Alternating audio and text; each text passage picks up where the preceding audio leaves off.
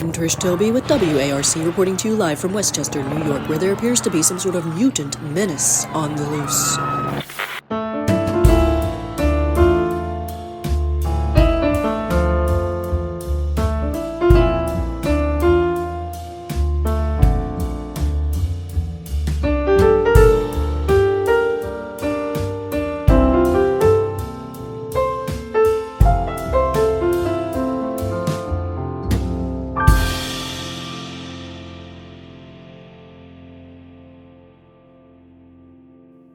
Hey, I'm Pat Reber. And I'm Matt Allcamp.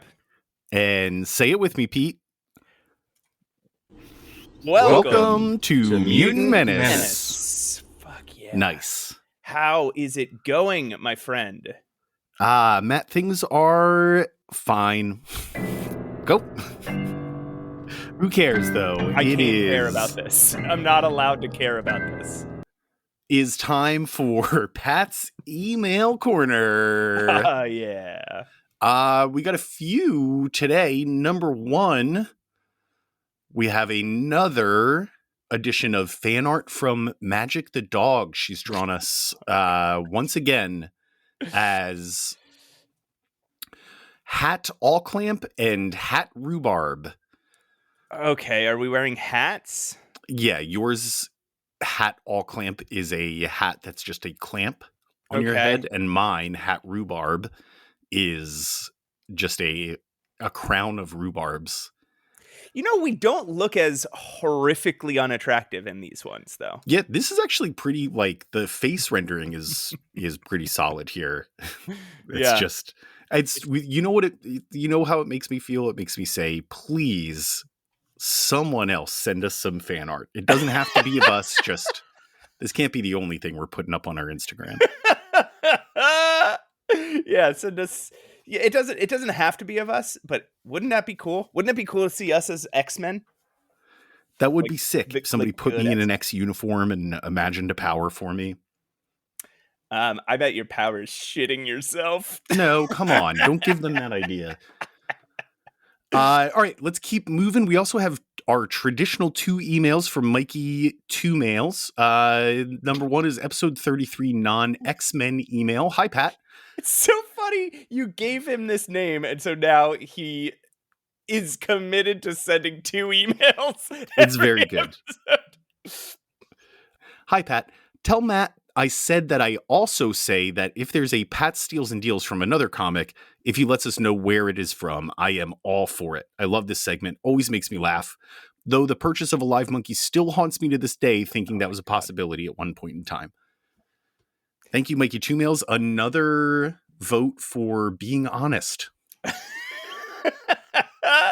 Yeah, it sounds like we're not like, okay, it sounds like we have to do Pat Steals and Deals even if there's no ads in those comics, even if some vandals came along and covered them over in black ink.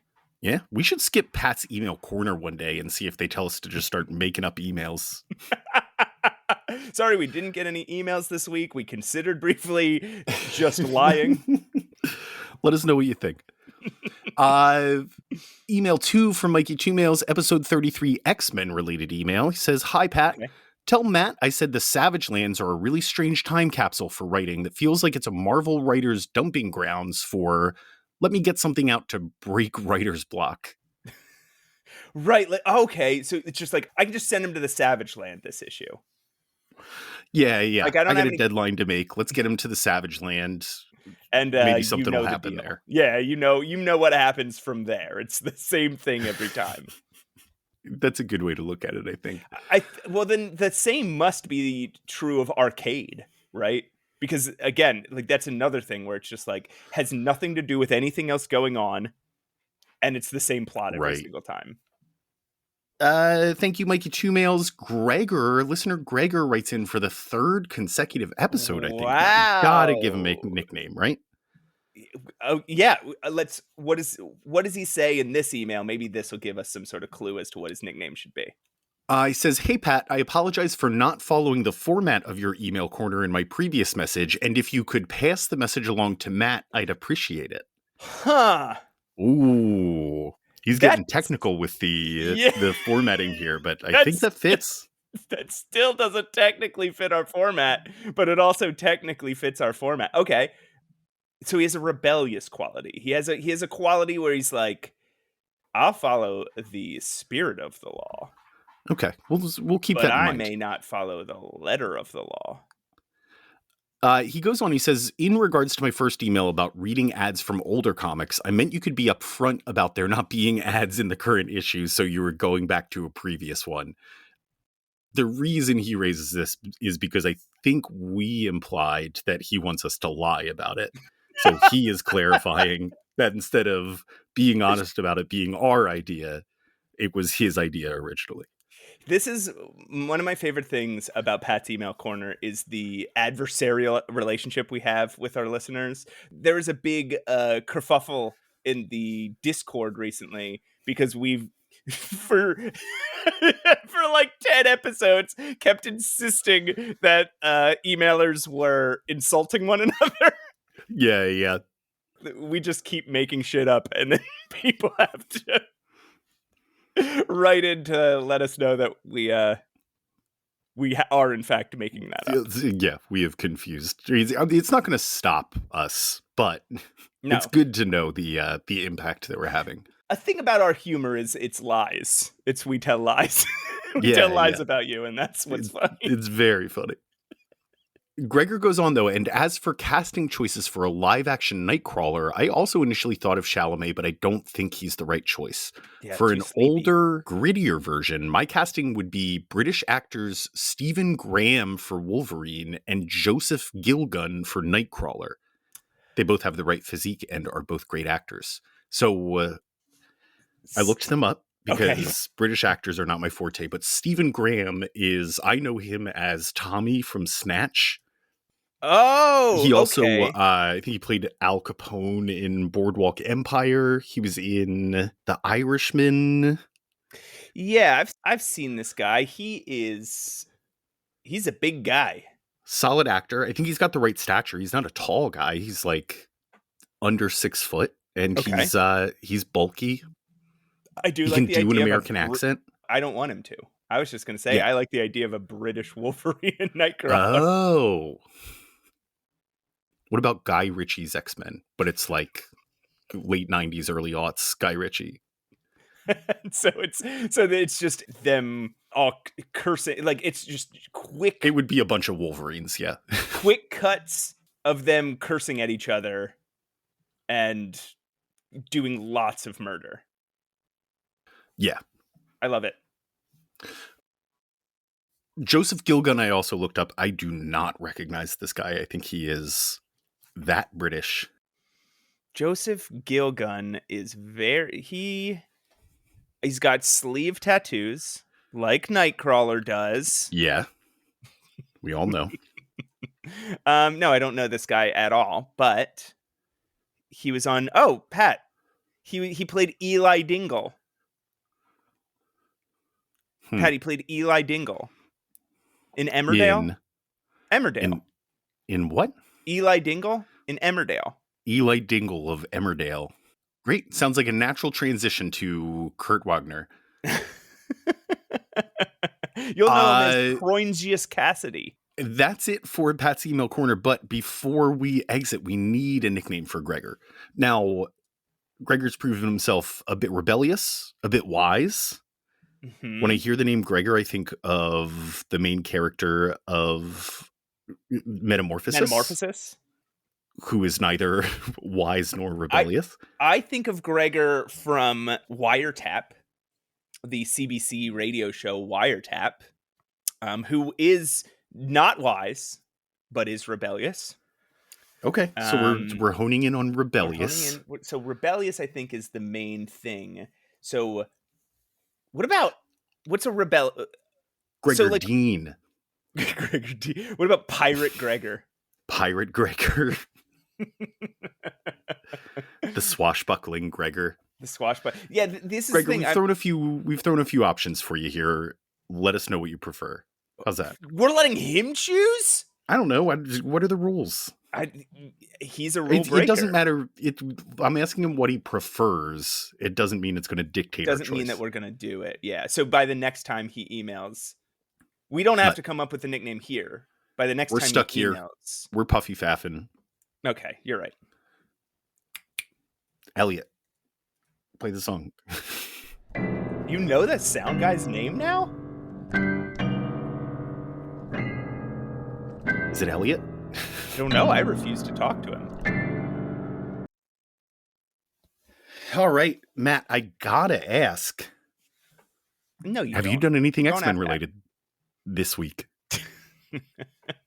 I was dog sitting. I've been dog sitting this week. My friend has a new puppy. Yes.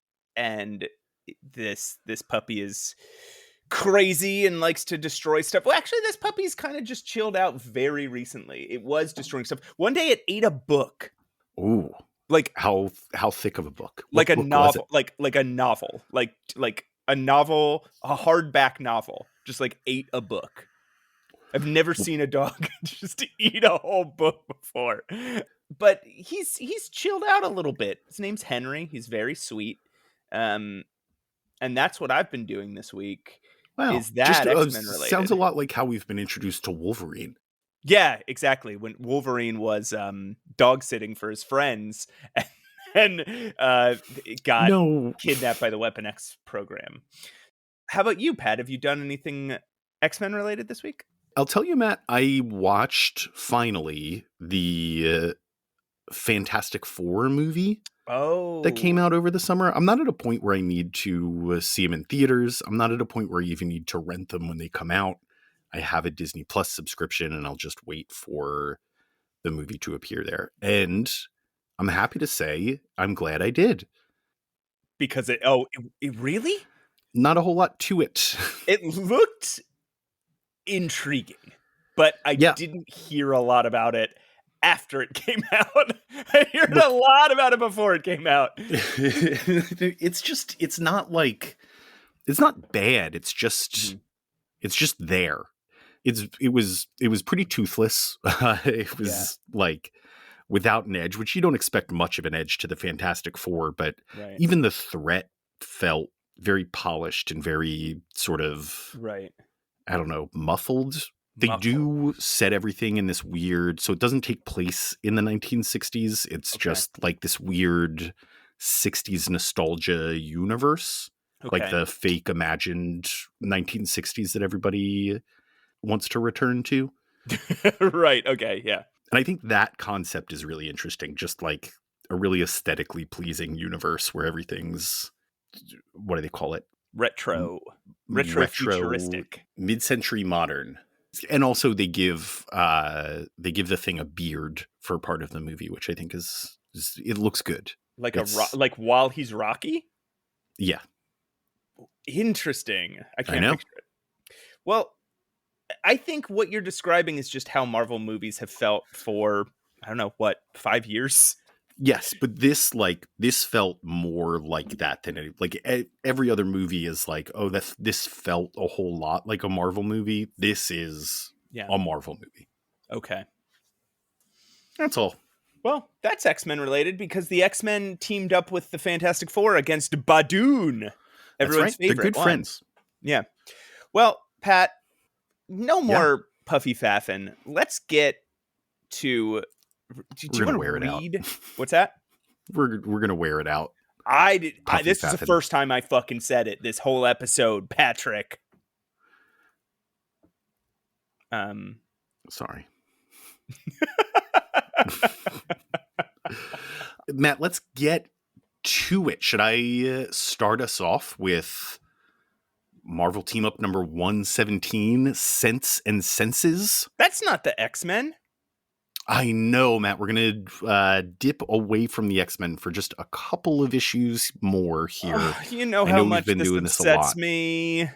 But the thing is, Matt, the X-Men are getting very popular. So they're being added to all these other comics. And we're going to have to, as is our vow, we're going to have to touch on every single one of them. This is our dark passenger that we are cursed to travel through life with. Yeah, you're right. All right, story J.M. DeMatteis. Whoa! Yeah.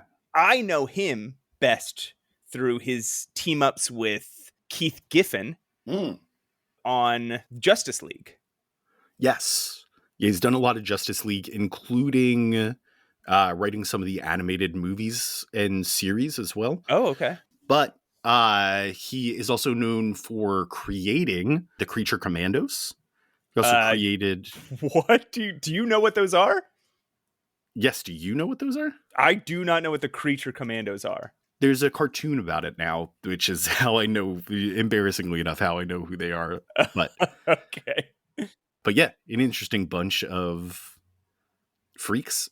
He also created Arnie Roth, who is a friend of Steve Rogers. Yes. But important because he is the first openly gay character in mainstream superhero comics. During his introduction, he couldn't actually say he was gay because of the Comics Code Authority, but it was very heavily implied and continued through until I think he died of bone cancer. DeMatteis also wrote Kraven's Last Hunt, which was just a very good Spider-Man arc, if you're not familiar. Yeah, I know DeMatteis was a big Spider-Man writer. Like, he wrote a lot of Spider-Man. Yes. Mm-hmm. Yeah, and like solid Spider. It's dark Spider-Man. It's a dark era, and he's also responsible for starting the new Clone Saga. But he's done a lot of solid Spider-Man work. Mm-hmm. He was also a music journalist, I think right before or just as he was getting into comics. He left music journalism after backlash to a negative Grateful Dead review that he wrote. He just couldn't stand the stan culture of the time for the Grateful Dead. And, that's why he left. So he left journalism because people got mad at him. That is such a different world than the world we live in today. It is. I mean, he compared it to writing comics. He said that the backlash is extremely similar. But I guess what I mean is, like, do people leave journalism or criticism because of backlash anymore? Or is that like... Does it just drive them further into madness? Exactly. Well, like all good critics of music, he is also a musician himself. And of course. He has the most music critic-ass music I've ever heard. I did find some of it on YouTube. Oh my goodness, we have to listen to it. Okay. It's a 6-minute song, so we're definitely not gonna... Yeah. We'll just listen to a clip. Sometimes I wonder how I got here, walking beside you, standing so near to your love, didn't happen so quickly. Started a long time ago, when I first laid eyes on you. I just didn't know about your love, but now I'm a soldier. I've been through so many wars, fought so many battles, all for the cause of your love. How many years has this been going on?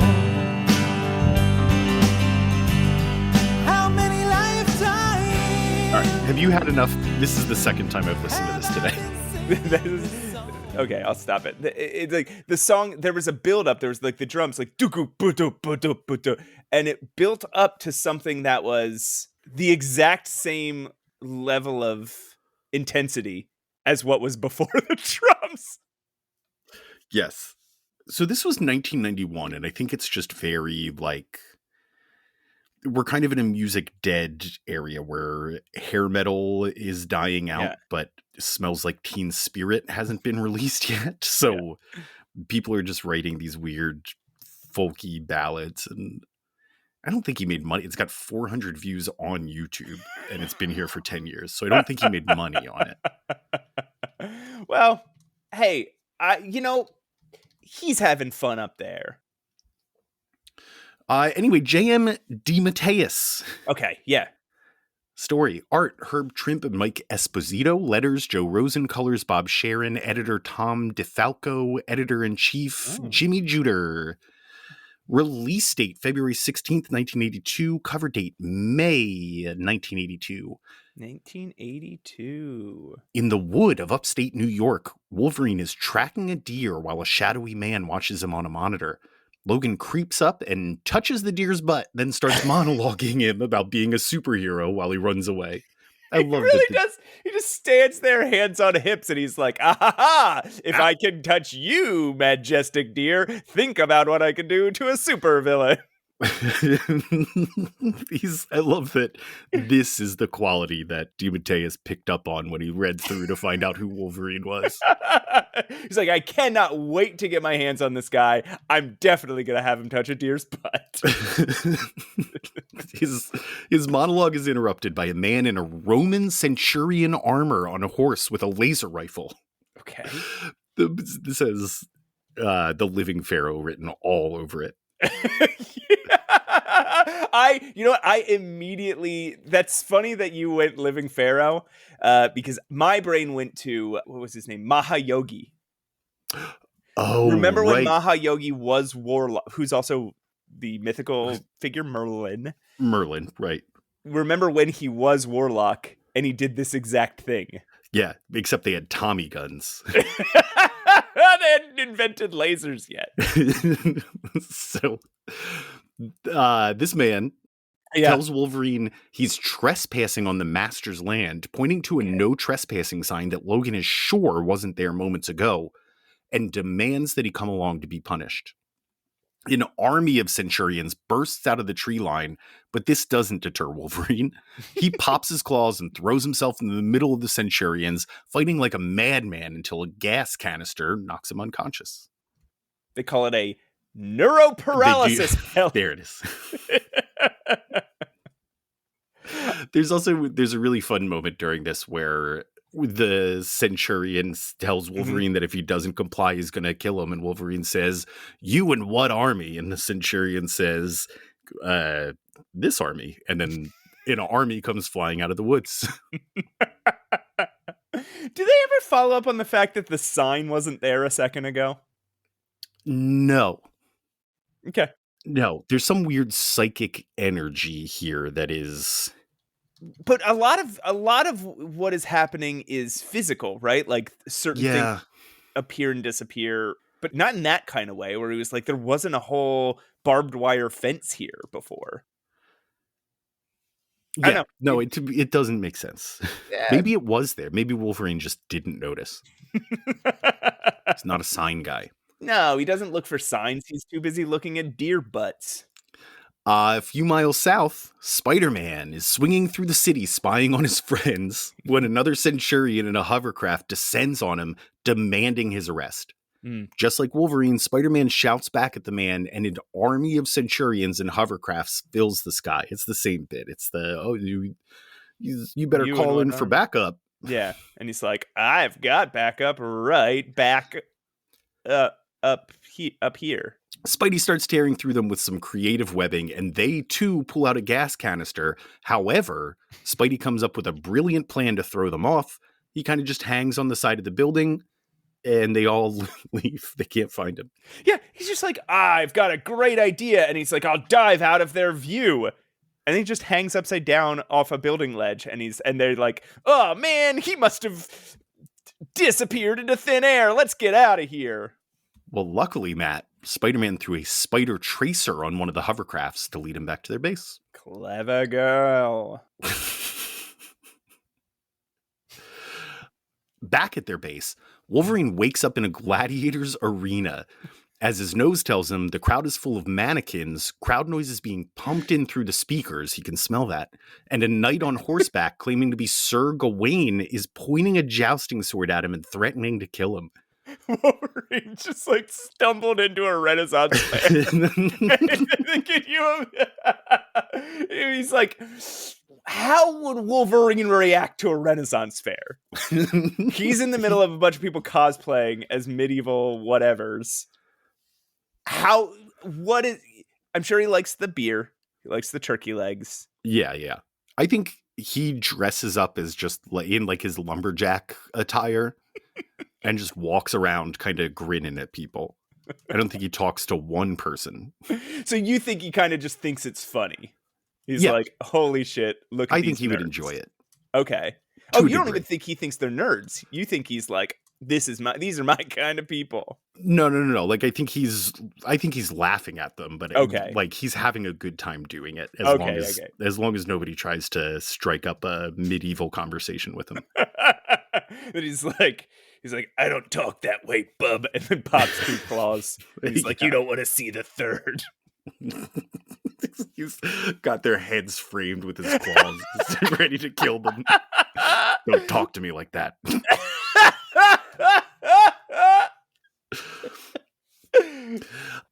He's jousting Sir Gawain. Wolverine makes short work of this dork, knocking his helmet off to reveal him to be a helpless old man, and then knocking his head off to reveal him to be a robot. Okay. He got me with this one because he just stabs, and I'm like, no, man, what are you doing? But he knew. It's a robot. He always knows. This is also, we should start counting the amount of robot heads he knocks off during this. So this is one. With his claws, he tears through a door in the arena and is shocked by what he sees. But it's off panel, and we cut to Spider-Man swinging tree to tree through the forest and popping his butt like way out. Every time we catch him. It is crazy. He's mid-swing, and his like butt is He keeps it up. He keeps it in the air. It's like his center of balance. Hey, wait! There's a couple things. Sorry that we missed. Number one, when Spider-Man was spying on his friends, who are Marcy Kane and Roger Hochberg? So I think Spider-Man. I don't know, Matt. We're not following Spider-Man. Okay. Also, Spider-Man immediately is like, "Oh, these guys are in air cars." What? Air cars? I think they even refer to them as air cars. Like, he hangs out with the Fantastic Four. He's seen air cars. They just call them air cars. Air car. Yeah. Not flying car. Air car. When he's fighting them earlier. Yeah. He calls them bunkies. He does. We're back. So I think bunkies, if we're defining the term here, is some sort of henchman that's dressed in anachronistic clothing, right? Yeah, yes, exactly. Yes. Okay, so Spider-Man is swinging through the forest. The shadowy man watches this on a big monitor and presses a button, causing a big old medieval castle to pop out of the ground right in front of Spidey. Okay. The drawbridge lowers and he enters, immediately facing a gauntlet of traps like spiked floors and illusory floors, then floors that pull out from under him. Floors that are hot. A lot of floor stuff. Yeah, just floor stuff. It's like he's playing D&D here. Meanwhile, Wolverine finds himself in a good old-fashioned Roman orgy. It's Caligula style. They're not even trying to be subtle about it. This is they invite him to take part in pleasures of the flesh. Yeah, yes, yeah. He almost considers joining, but then starts slicing people up instead because they're also robots. A head with laser eyes comes flying at him, but I guess misses. And then a ton of heads and arms come flying at him as he slashes through them all, revealing Spider-Man on the other side, leaning against a wall and just watching. Yeah. They almost fight, but Wolverine's nose and Spider-Man's spidey sense convince them that they're both on the level, so they decide to go searching for whoever's behind this Ren Faire. Yeah, now it's Spider-Man and Wolverine at the robot Ren Faire. It's Westworld. It's the Westworld Ren Faire edition. And it's Spider-Man and Wolverine, and they're walking around killing robots for fun. Classic. It's a good team up. Wolverine and Spider-Man is always a good team up, and this is one of their first, right? Yeah, this would be. They've met before, but this is maybe their first team up, just the two of them. And I think JM DeMatteis does something interesting here where they fully mirror each other up to this point in the story, right? Wolverine is hunting in the forest. Yeah. Sort of like spying on a deer. Spider-Man is hunting stalking in the his city, friends. Stalking his friends. They're each attacked by one Bunkie. They tell him to fuck off, and then an army appears. Yeah. And they fight the army. Of course, Wolverine loses, Spider-Man wins. I don't know what that says. And that continues all the way up to the point where they're face to face. Yeah. Sensing each other, using their enhanced senses to feel the other out. There's even the part where at the point where they both find themselves in a Ren Faire, they say the same line, which is, "This is getting nuttier by the minute." I didn't catch that. They both say it. Brilliant stuff. I did not pick that up, but that's really cool. In the next room, they come across a big philosophical robot who gives them a three-way dilemma. There's a prison about to be sprayed with toxic gas, a town about to be assaulted by an army of robots, and a floor plan to the castle pointing to the location of the big bad guy. The robot asks which one they will decide to pursue, but Wolverine leaps like 20 feet in the air and scrags its head off. 2 heads. 2 robot heads.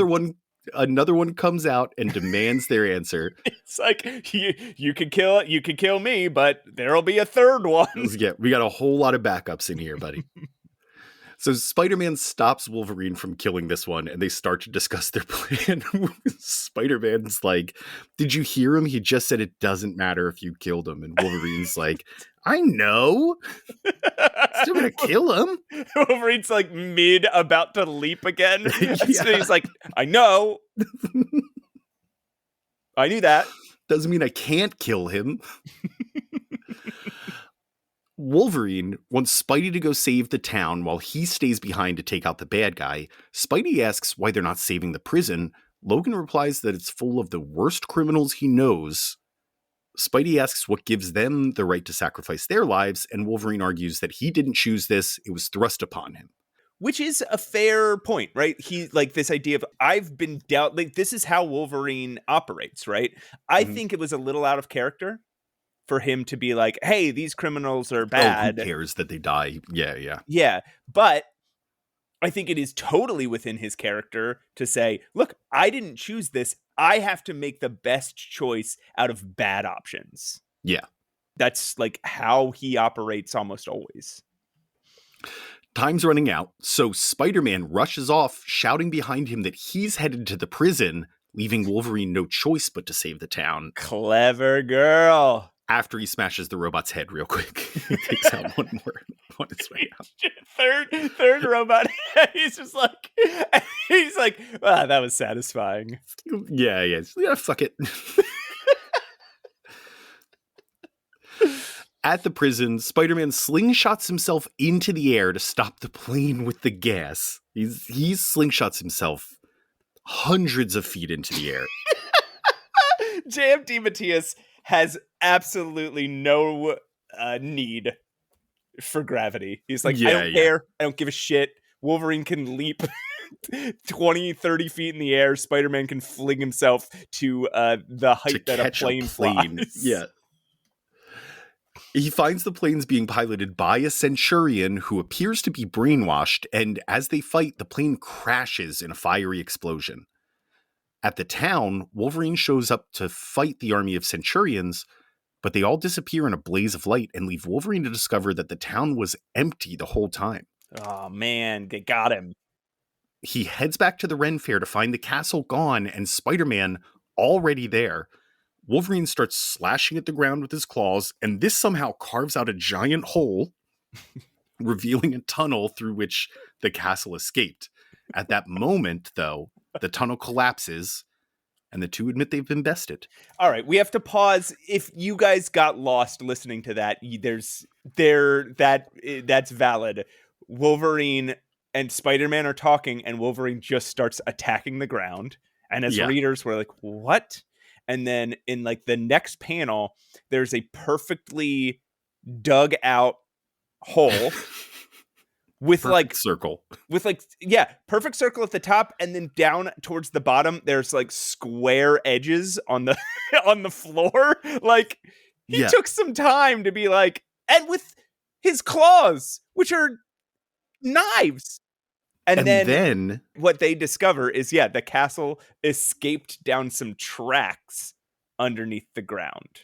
And then they're just kind of back at ground level, and they say the tunnel collapsed. It's a good thing we got out. Yeah. Yeah, I think it's bad pacing. Yeah. But they did that so they could squeeze in a little epilogue, Matt. Cut to a man at a podium lecturing an army of centurions.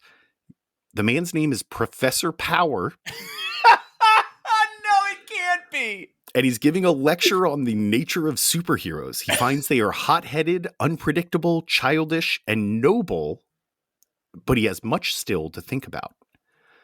The end. It's so true that superheroes are kind of childish. Sure. All of them just have like even the most adult of them, like Captain America. It's still kind of childish. He's still just running around like, let's see what we can hit to make the world better.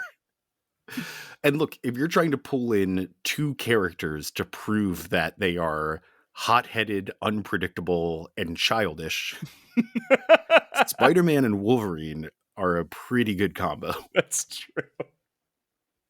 Even, picking those two, I think he still fucking nailed it. That is a good description of all superheroes. Yeah. It's pretty solid. Even Batman runs around and throws little bat-shaped discs at people. He dresses up like a bat. Yeah. because criminals will be scared of him if he's a bat. Boo. Spider-Man was like, I gotta dress up like a Spider-Man, so I'm gonna wear bright red, bright blue, and cover myself in a web pattern. Like a spider, I'm covered in webs all the time. How'd you feel about this issue? This was actually fun. We've gotten mad at a lot of team ups, and I'm still a little mad because no idea what just happened. But yeah, it was fun. We had fun. Absolutely. What I liked about this is it was dumb, but it was never boring. Like, it was anti-boring. It was so much fun. I would read it again. I'll read it tomorrow. And so dense too. So much happens. Yeah. Which is going to be a theme through this episode, I think. But did not expect it to come out of the team ups that we're reading. Yeah. Speaking of dense, Matt, you want to take us along to our next Marvel team up? Oh, I thought you were calling me stupid. Oh, I can. Well, is it going to be funny if you do? No, it'll be devastating. Okay, then let's not do it.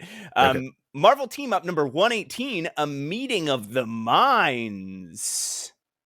Writer J.M. DeMatteis, artist Herb Trimpe, inker Mike Esposito, letterer Diana Albers, colorist Bob Sharon, editor Tom DeFalco, chief John B. Shubes. It's released on March 16th, 1982, cover dated June 1982, Westchester, New York.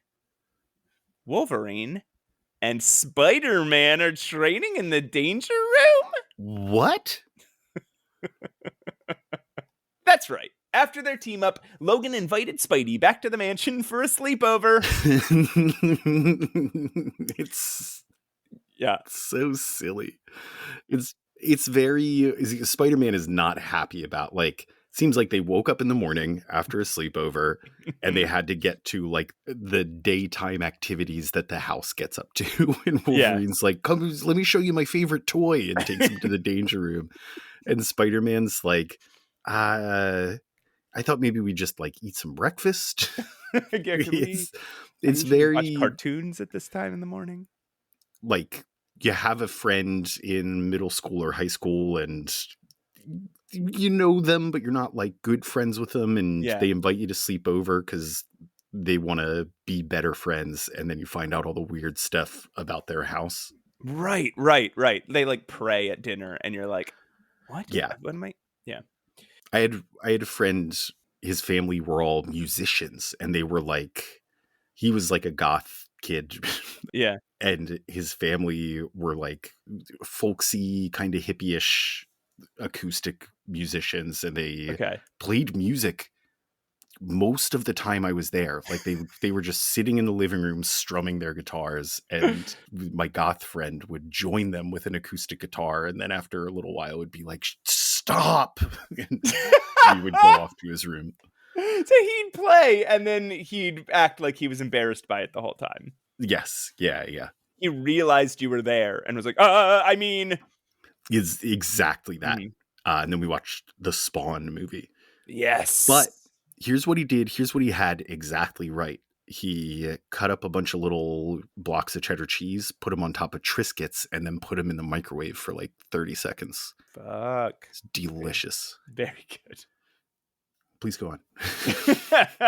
Well, so during their sleepover, Logan and Spidey, they goof around until they're interrupted by a pipe-smoking Professor Xavier calling them for breakfast. He's got the pipe back. This is to continue the middle school sleepover analogy. Professor X like lectures Wolverine. And he's like, don't you realize that Spider-Man isn't having any fun? Were you not paying attention to his body language and the way that he was really unenthusiastic? Maybe you should see what Spider-Man wants to do. And Wolverine's like, nobody talks to me like that. He threatens to kill the professor. He whips his claws out and he's like, don't embarrass me in front of my new friend. And later Spider-Man's like, yeah. And then he threatened to kill his dad. And I was like it was really awkward. Yeah, things were going fine. And then he threw this temper tantrum and like. Spider-Man dines with the team until Xavier mentions he's got a limousine on with his mask on, by the way. Oh, yeah. Did he must have slept with the mask on overnight, right? Because he keeps it on all day and no one knows it. Also, they're fucking eating breakfast. All of them are in their costumes. Fully geared up. Colossus is all metaled up. What is he doing? They're ready for anything. Can he even digest food like that? We know he can't even breathe. Anyway. That's a good question. Spider-Man dines with the team until Xavier mentions he's got a limousine on the way to take him into the city for meeting with Professor Anthony Power. It's not even a supervillain name. His name is Anthony Power. It absolutely reads like us making a joke about Professor Power, but that is, yeah. Okay, Spider-Man hitches a ride on top of a limo all the way to the Powers estate, which he does. He goes to sleep on top of the limo because he's like, oh, I'm sticky. And then, first of all, he ghosts the sleepover. He just climbs out the window without saying goodbye to anybody. Yeah. And then attaches himself to the top of the limo. Just like plop. Like a Garfield suction cup window hanger. And goes to sleep.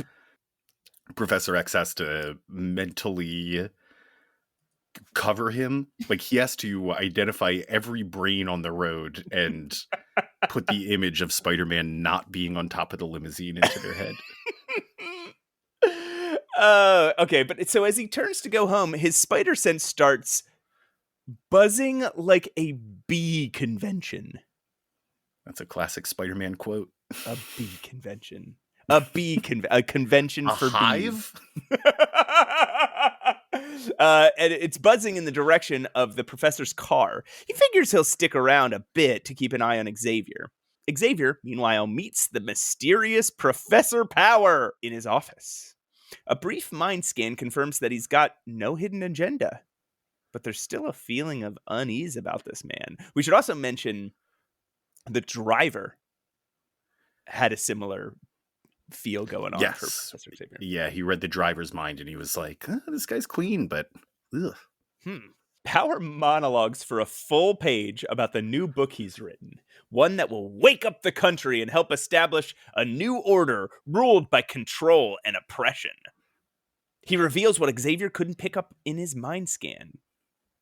That he knows Xavier to be a telepath, and what's more, the leader of the X-Men. Oh no. He calls upon his mysterious assistant, Mr. Fix, to wheel Xavier into the adjoining room where he'll reveal the rest of his plans.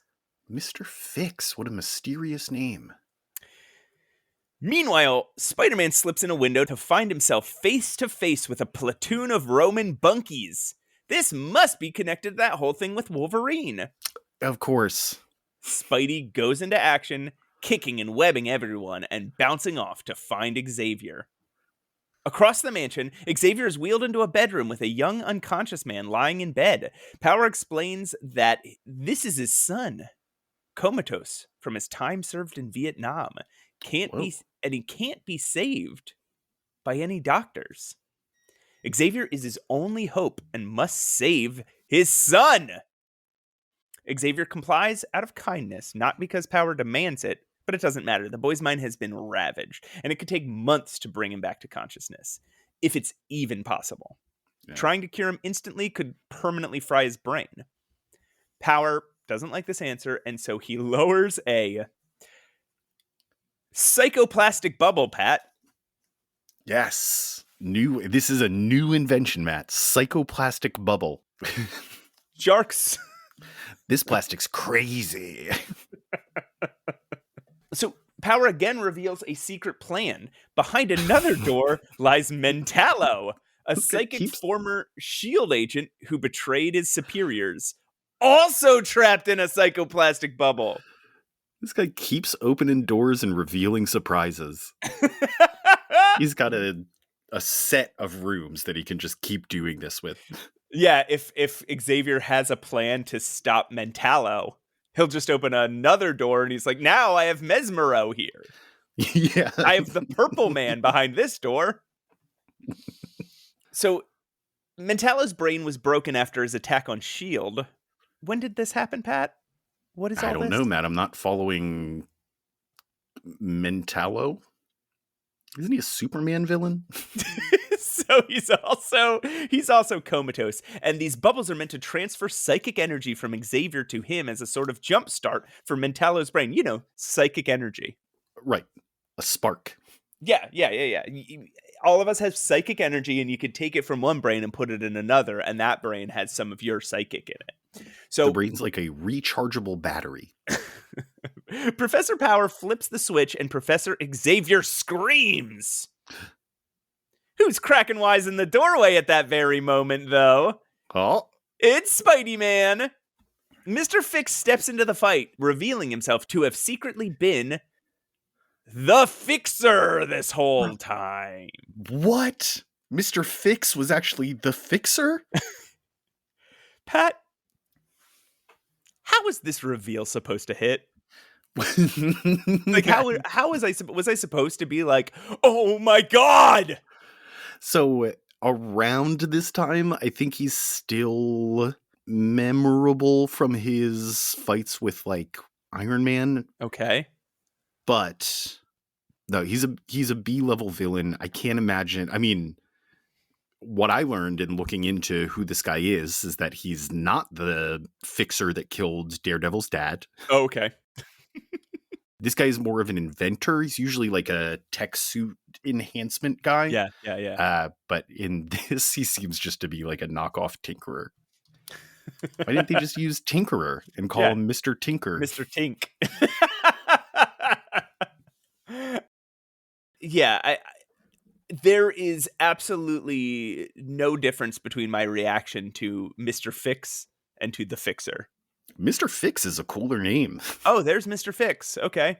Oh, there's the Fixer. Okay. Absolutely the same. And also not already taken by the guy that killed Daredevil's dad. So the Fixer and Spider-Man battle back and forth as Xavier and an awakened Mentallo enter psychic combat. It's a very weird fight, the fight between Spider-Man and Mentallo. It appears as if J.M. DeMatteis was not happy with Herb Trimpe drawing them matching each other blow for blow. And so he wrote all sorts of weird stuff, right? Like, yeah. There is when Spider-Man first gets hit, he's like, "Oh, you only got me because I was just shaking off this trap that I had fallen into, and otherwise you would never have hit me." And then a couple panels later, he shows the Fixer kicking Spider-Man in the head. Yeah, the picture is clearly Spider-Man getting kicked in the head. Right. Herb Trimpe uses like these action lines in sort of a burst pattern to show when somebody gets hit. And he's been doing this all along. And that is what's around Spider-Man's head. But the line of dialogue comes from Fixer and he says, "What?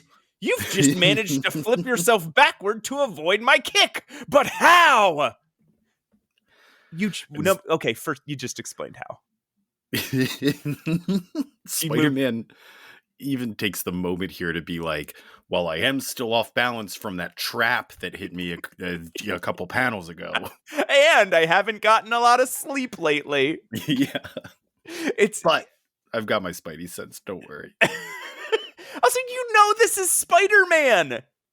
What do you mean? But how? Why are you surprised if that was the case? But it is literally just J.M. DeMatteis trying to be like, actually, he didn't hit him because like it's like a fight between DeMatteis and Trimpe. Yeah, it's very exciting. At one point, Spider-Man whips the pistol out of the Fixer's hand, but then he's like, "Oh, you fell right into my trap. It's a ricochet pistol, and it's coming at your head." What? What are you guys talking about? Why would it, even if that was a thing, why would it ricochet back to Spider-Man and not back to the hand that it was pulled from? Yeah, what does it mean, ricochet pistol? It's a pistol designed to, when somebody takes it away from you and throws it off to the side, come right back to the person that just took it away from you and then explode. All right. So, okay.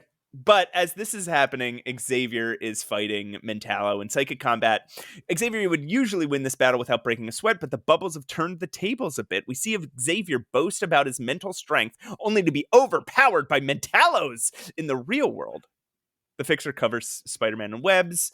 It's pretty funny. Xavier makes a few desperate psychic maneuvers. He tries to punch, but Mentallo catches it. He transforms into a beast man, only to have Mentallo transform into a giant bird lizard. Outside in the real world, Fixer hits Spidey with knockout gas. Is this the end? Pat, is it the end?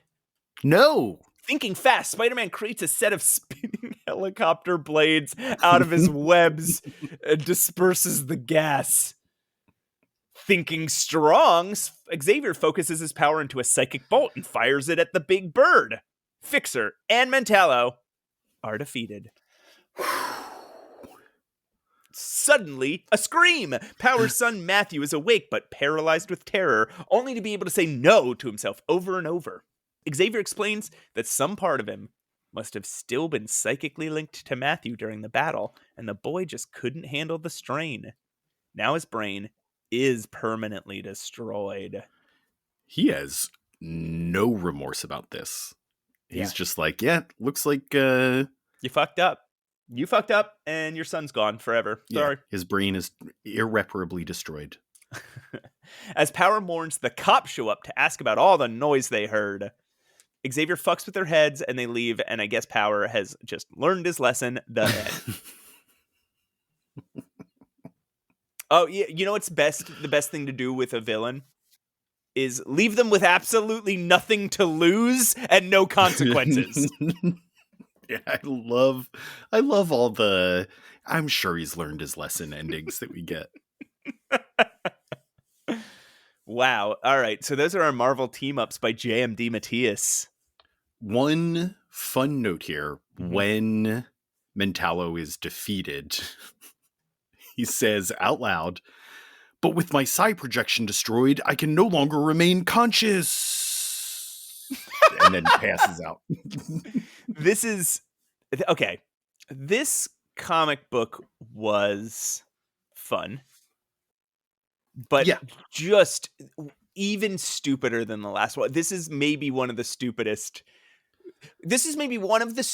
comics I've ever read without it being bad, like boring. Yeah. Like I was like, I enjoy this. This is the stupidest thing I've ever read and enjoyed in my life. So goofy. You know what might have helped? No. Fred Duncan was mentioned. Yeah, that's true. Yeah, I received the request to meet you through our mutual friend, FBI agent Fred Duncan. Oh, man. Oh, Matt, is it finally time for us to get back to Uncanny X-Men? I hope so, Patrick. Otherwise, I'm leaving.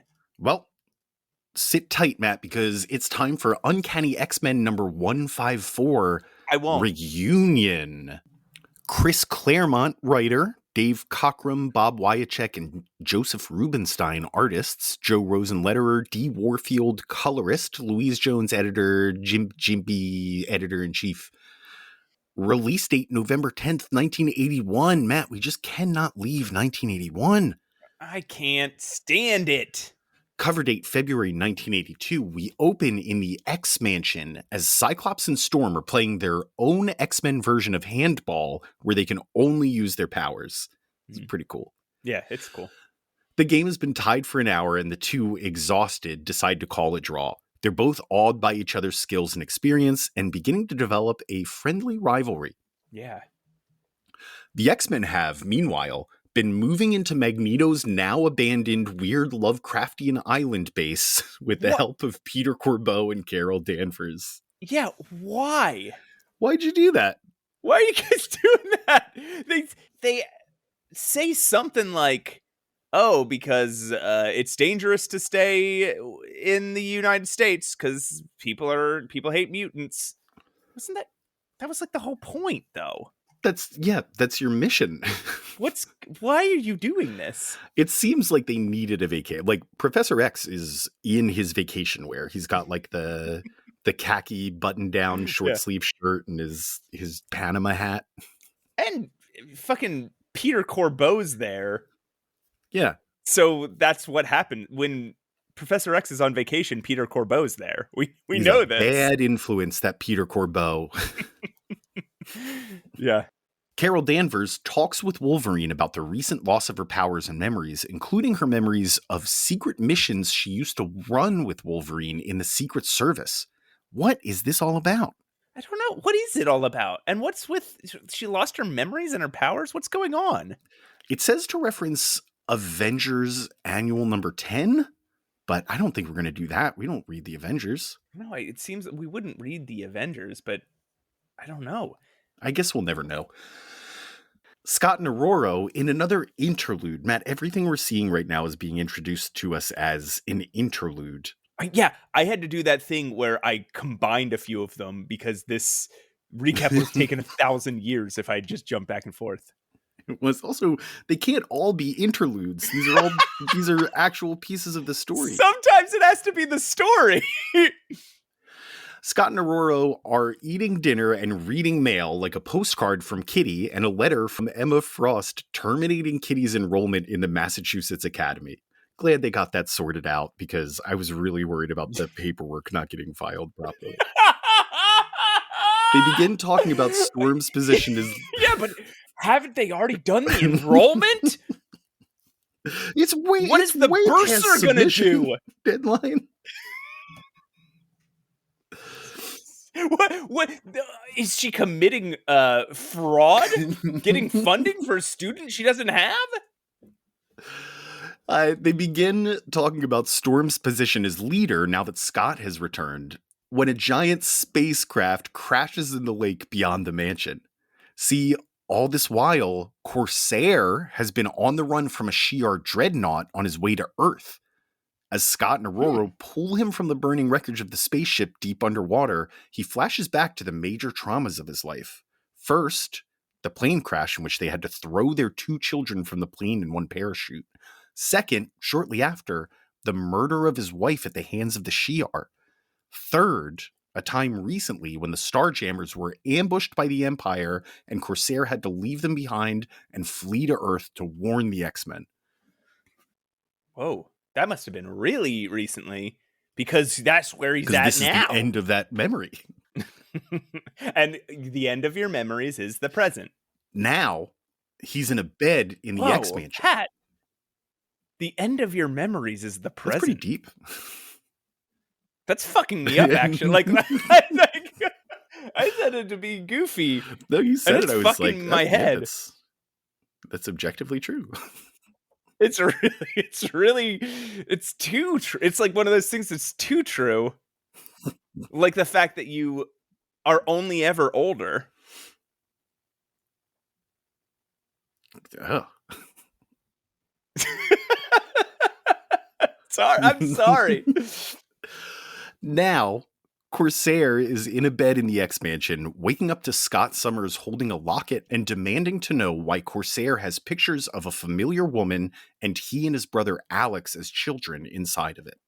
Corsair explains that it's because those are his wife and children. Scott calls him a liar. Storm says, "Forgive me," but he is not.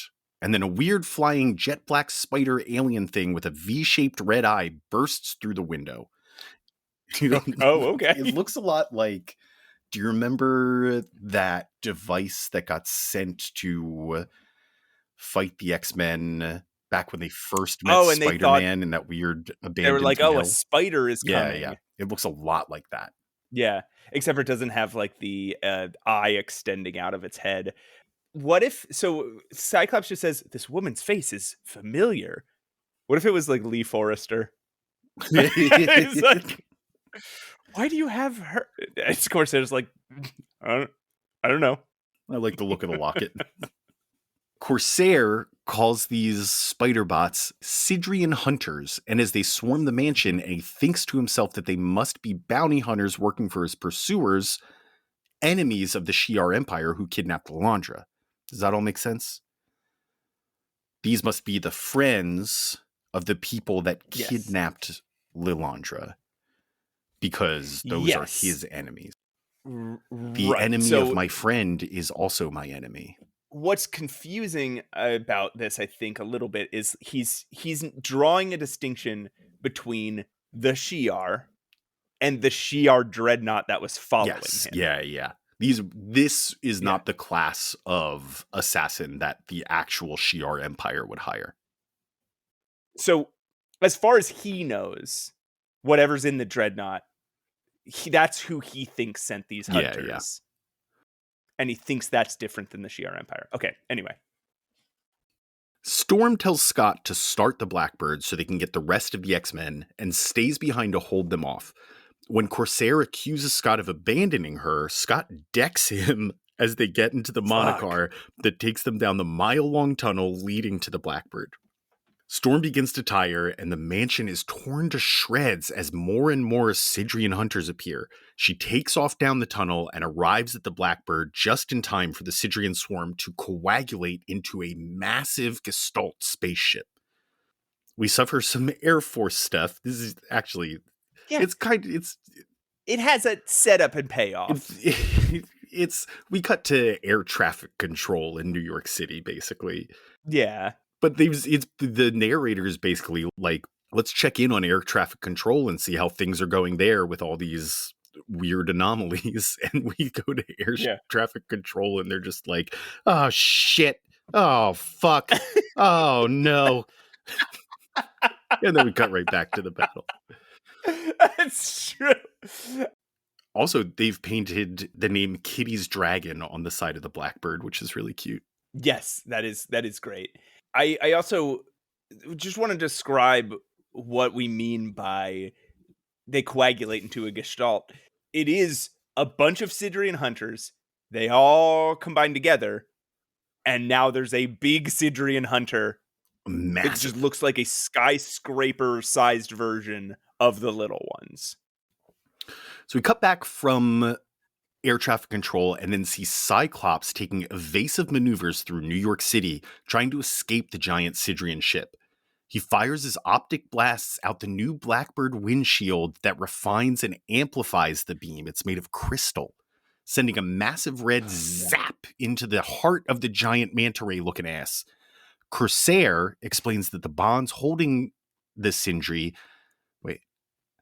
Yeah, now it's... So they are Sidrian hunters, but when they combine... The gestalt is called a Sindri. Okay, Corsair explains that the bonds holding the Sindri together are impossible to break, so they wonder aloud if they can be disrupted. To that end, Storm leaves the Blackbird and creates a massive cyclone, trapping the Sindri, saving two cops from a destroyed NYPD helicopter in the process. As the Sindri struggles in the cyclone and begins to lose form, Cyclops punches the Blackbird through its center, causing thousands of tiny Sidrian hunters to fall to the ground right on top of a petroleum storage facility. Hell yes. Corsair lets slip that the Sindri are living creatures, not machines. But despite Scott and Aurora's protests about killing them and the factory workers, Corsair fires his laser blaster into the petroleum stores and blows them all to hell. He tells them he's trying to save the Earth. It's one little laser gun. He's got one little laser gun, and he fires it just in the direction of the petroleum factory. And it just explodes like a nuclear bomb. He knows what he's doing. 10 days ago, the Shi'ar Grand Council was raided by a terrorist force who kidnapped Lilandra. Their trail led Shi'ar Chancellor Araki and Admiral Samadar to Earth, and apparently they're prepared to destroy all of Earth to get her back. To be continued. Wow.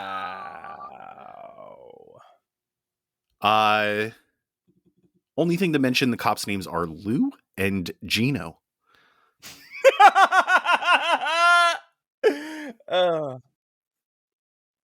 Well, I want to know what happens, Pat. So I'm going to just tell you. Yeah, please. I'm gonna by telling you, I'm gonna learn. So I'm gonna tell you and me about Uncanny X-Men number 155. First Blood! Like Rambo? Yeah, Rambo's in this one. Chris Claremont's the writer, Dave Cockrum and Bob Wyacek are the artists, Joe Rosen's the letterer, Glynis Wein is the colorist, Louise Jones is the editor, and somebody named Jerry Sherbs is the editor-in-chief. Release date, December 8th, 1981. Cover date, March 1982. The X-Men's SR-71 Blackbird streaks through the night sky. Inside, Aurora, Scott, and Corsair are all mad at each other. The mood is tense until it explodes when Aurora tries to sympathize with Scott over their shared orphan background. Scott has no time for that now, though. Storm kept the secret of Corsair being his father for months. Corsair tries to defend her, and Scott tears into him like everyone with father issues wishes they could do to their dad. Is kidnapped by the Shi'ar. Excuses don't hold water now that it's been 20 years. Scott reminds Corsair that while he lived his life as a space pirate, becoming cold and ruthless, Scott and Alex had to fight for scraps. He remembered his father as a brave and caring man, only to find a roguish, uncaring criminal. He also calls his dad Mr. during this speech. Very good. He does not respect you. Yeah, he turns his dad into everybody else. All right, mister. This is all interrupted when the Blackbird starts glowing and is suddenly teleported onto the transporter deck of a Shi'ar dreadnought. The rest of the X-Men are teleported here too, all in costume except for Xavier in his vacation wear and Kitty. Of course. In a bikini. It's kind of funny that the Shi'ar were like, all right, we need Corsair. It looks like we're getting a couple of the X-Men. Should we just beam them all up? They'll be here anyway. Yeah. So Wolverine whips his claws out, but Xavier reveals they are in no immediate danger as some familiar characters appear. Namely, the Shi'ar Imperial Guard with Gladiator, Chancellor Araki. I see Starbolt here. Yeah. There's a new Imperial Guard guy whose name we don't know, but he's like a big bear with flappy things on his head. Fins, maybe. He's big and furry, and he's got like 2 fins coming off the side of his head. Yeah, he's got giant claws. Then there's a new Shi'ar guy here who we don't know. So they explain that Lilandra has been kidnapped, and all signs point to Corsair having done it and fled to Earth. They plan to use Xavier's psychic link to her to find where she is, and then rain down hell on Earth to release her. Xavier pulls rank as the Imperial Consort. Does that really have power? That's his title, Imperial Consort. The I'm person that has sex with the Emperor. I'm the guy fucking your Empress. I have final say here. I have authority in this. He pulls rank because he's afraid of the loss of human life that would result. As a compromise, the X-Men have 1 day to find her before the Imperial Guard take whatever violent action necessary to free Lilandra. I have to imagine that this is how most of Xavier's time with the Shi'ar went, where he was just like, oh, well, have you forgotten that I am the Imperial Consort? And somebody has to be like, yeah, I suppose you are. Yeah. I mean, he's just so used to pulling rank on everybody all the time. And this is the smallest bit of power. And he uses it to try and command an entire military force and government. As a show of good faith, Araki demands 2 X-Men are left behind as hostages until the mission is complete. Xavier chooses Kurt and Kitty, and before departing, psychically bestows all of his knowledge of the Shi'ar upon Kitty. He puts his hand on her shoulder and makes a quick psychic link and disguises it as oh, I'm just affectionately saying goodbye to my bikinied young student. She's still in a bikini. Back on Earth, the X-Men visit the Avengers Mansion, only to find all of them off-world except for the newest Avenger, Tigra. Oh. You know Tigra? Yeah, Tigra. She's just like an orange cat. She's Garfield, but a lady cat. She's a cat. She's a cat. She's got hair. She's also always wearing a bikini, and this big cat breasts. I think that's what is. That's what sets her apart from Garfield. That's what sets her apart from Garfield, exactly. After some goofing around with Wolverine, where he pops his claws and says, "Back off, cat lady." Back off, cat lady. He's very good. She agrees to help them. Jarvis serves high tea and notes that Xavier looks exhausted. Xavier reveals that off-panel, he tried to make psychic contact with Lilandra only to barely escape a psionic ambush that was placed for him. That it's a good thing you didn't show us that. I don't think we could have handled it. What happened here? They cut a scene. There's a scene on the cutting room floor. Yeah. It's a rough They edit. couldn't afford the special effects. He also tells Wolverine to stop calling him Charlie. And Wolverine reveals that he can't smell Storm or Corsair anywhere in the mansion. To which I would have said, had I been there, okay, dude. Me neither. I love Xavier still complaining about Wolverine's nicknames. Yeah. And he's again if you must be familiar, call me Charles, or better yet, Professor. If you must be familiar, call me Professor? Formally, please call me Professor Charles Xavier. But if you must be so crass, you can call me Professor. I like this paired up with the Marvel team up because it is more and more of Professor X treating Wolverine like a child. Yeah. He does not like this guy. No. Up in orbit, we see Kitty admiring the view of Earth from space. Okay, we'll return to this in a second. Kurt finally asks the common sense question, why is Kitty still in a bikini?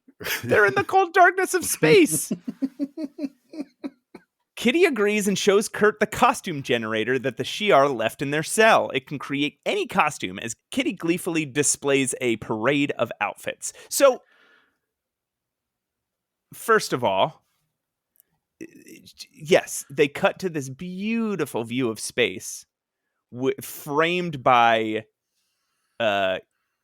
Kitty's butt in a bikini. That's not framed. Framed was the wrong word, but it's just like she is prominent front and center, and they just draw the hell out of her. They also changed the color of her bikini. It almost seems like because she explains to Nightcrawler that she's already found this costume maker. Yes.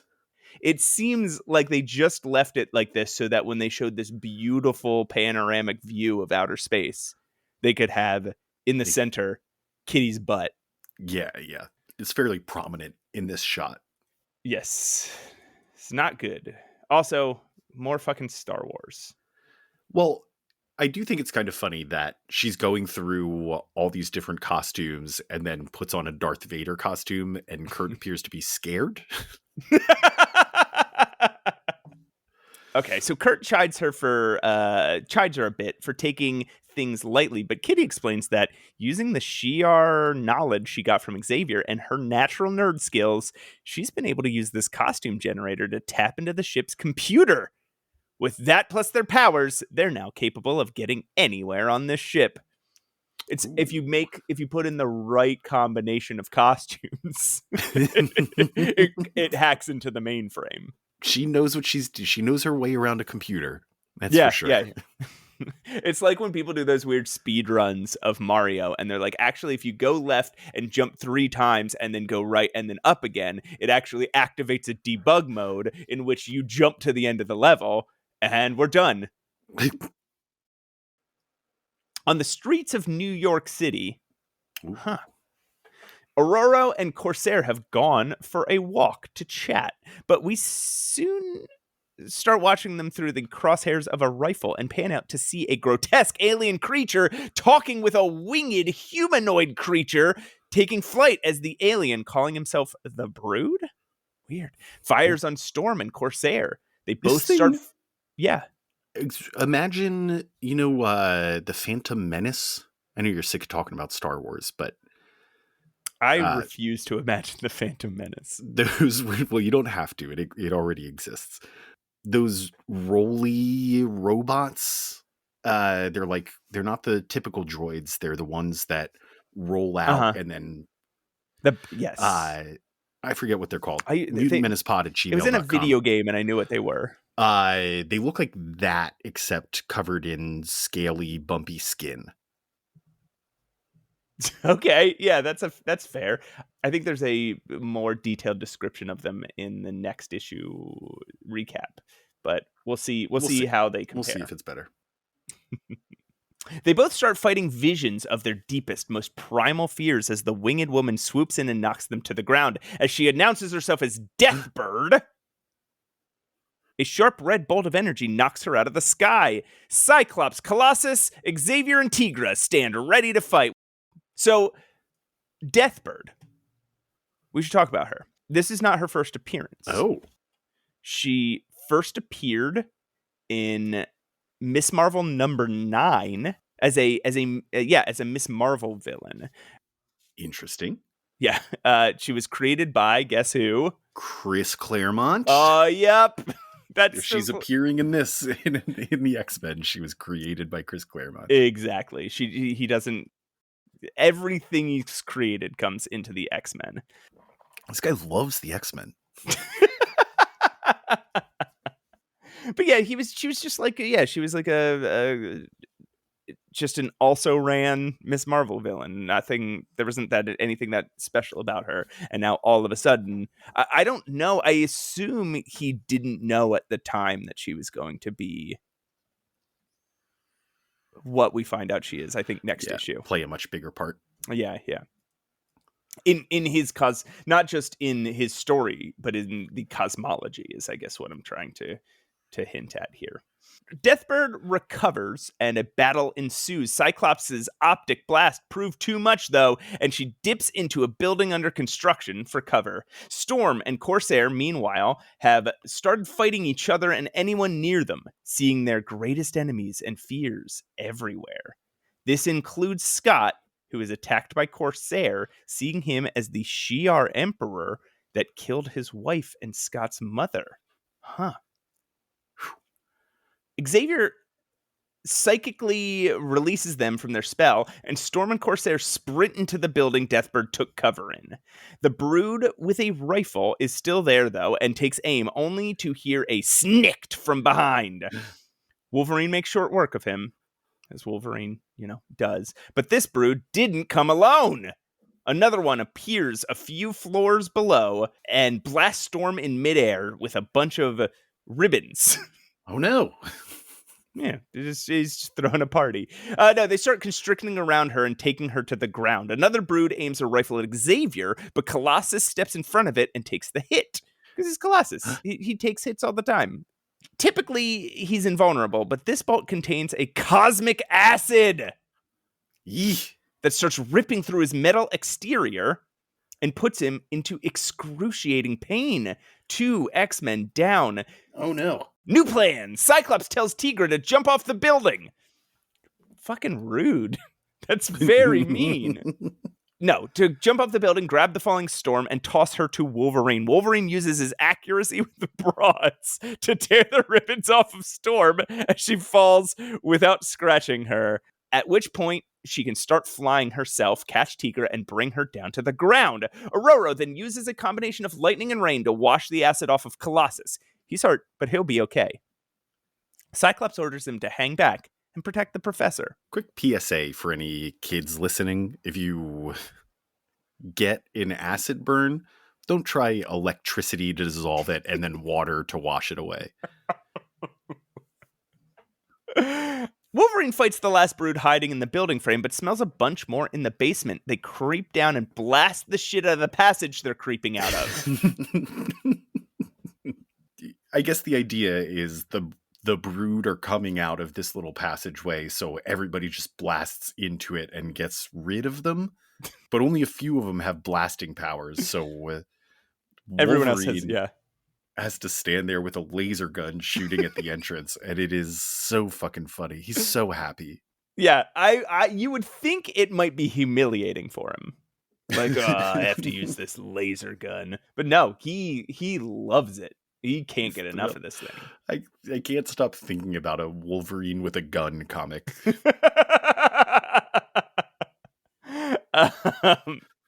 Behind the Brood, though, is Deathbird, holding her talons to the professor's throat and somehow inhibiting his psychic powers. Oh no. She flings an energy javelin at the team and rushes off into a corridor. And suddenly, a giant dildo-shaped spaceship emerges from the basement and collapses the building. Luckily, Cyclops had parried the javelin with an optic blast, so now they're just trapped in the rubble of a collapsed building. They argue over who gets to use their powers to free them, but as Cyclops blasts his way out, he frets that if Xavier was captured, something must have happened to Colossus. Oh no. They emerge from the rubble to find Peter face down, a javelin shoved through his heart from behind. Jesus Christ. Wolverine starts to eulogize him, knowing there's no chance to save him. But he's interrupted when the police show up, guns drawn, shouting that the X-Men are under arrest. To be continued! Oh, God. Colossus is dead? Colossus is dead. He's gone. You might think you remember him from other comic books, but you don't. He's been dead. Forever? Yeah. Yeah. It is crazy. You do kind of feel it here. You're like, oh my God, he's dead. They've killed some people. recently, right? Yeah. So you absolutely, if you were reading at this time, might think, fuck, Colossus is dead. Though they have pulled this Colossus is dead thing before with Colossus, and he wasn't dead. Yeah. One thing that Deathbird yells at everybody is she calls them grubbers, which is a pretty good insult. Come and get me, you grubbers. Whoa. All right. That hurt my feelings just enough. I won't attack you. I guess I'm a grubber.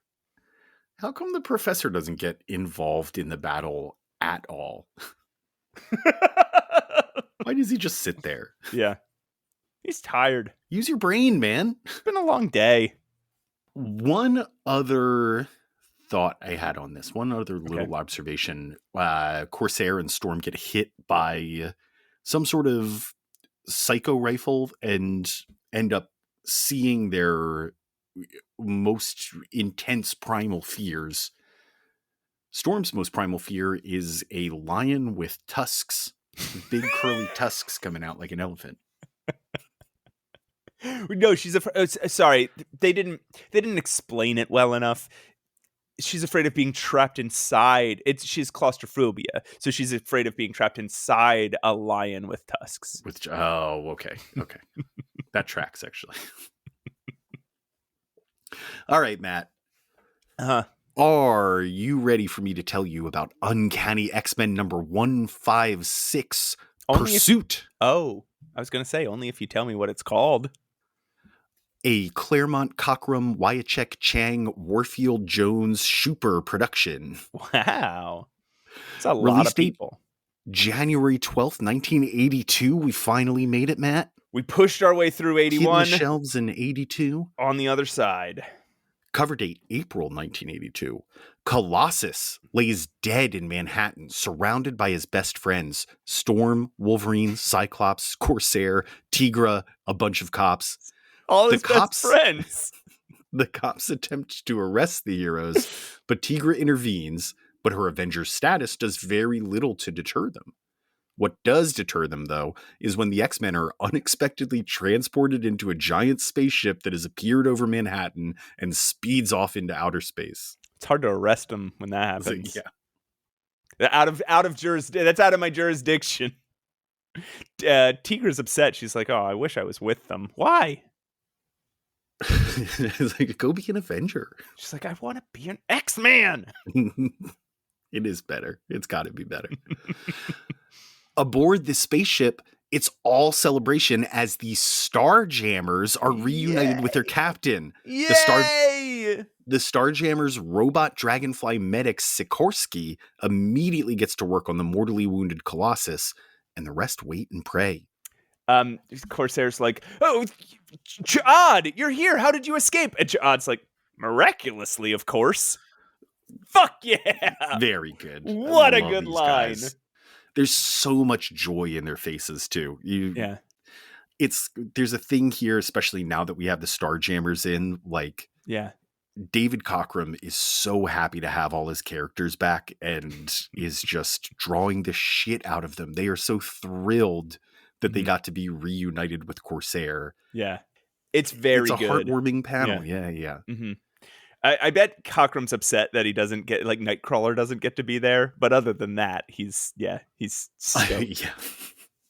Back aboard Iraqi's Shi'ar flagship, the prisoner Kitty Pryde is still loving the costume-making machine and exhausting her fellow inmate Nightcrawler. Admiral Samadar pops in on a video screen to update them on what happened to the X-Men. Cruelly, he cuts off the video feed just as Colossus is stabbed. Kitty is gripped in tears of rage as we see Samadar cut to his master, Deathbird, and reports on the X-Men's escape aboard the Starjammer ship. What? He's working for Deathbird? No way!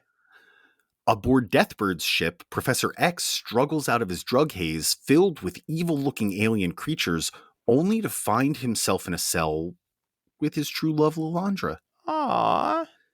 He first sees her as what looks like a brood. Mm-hmm.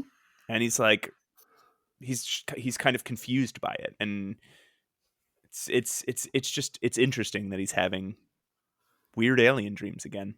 And more hesitations about the people that he meets, or that he psychically scans too. Because while he confirms that this is in fact Lilandra, he still feels uneasy in her arms. Yeah. As she explains about Colossus and apologizes for him, for Jean Grey, Deathbird arrives to gloat. Professor X learns that Deathbird is a cast out from a specialized Shi'ar warrior rank and rival of Lilandra's. Oh, she's a Shi'ar. Yeah, so like that's the thing. That's what I was referring to. Do you think Claremont even had an idea of Shi'ar? No, because he didn't even, because when they appeared in the X-Men, he didn't even call him Shi'ar at first. He clearly didn't have that much of a plan for them. Around that time, he invented Deathbird. Do you think he even slightly imagined the two were connected? I mean, she looks like a Shi'ar up and down. She's a bird lady. Right. But he wouldn't have designed her. Well, yeah, but I don't know. Yeah. Who knows? I figured it out.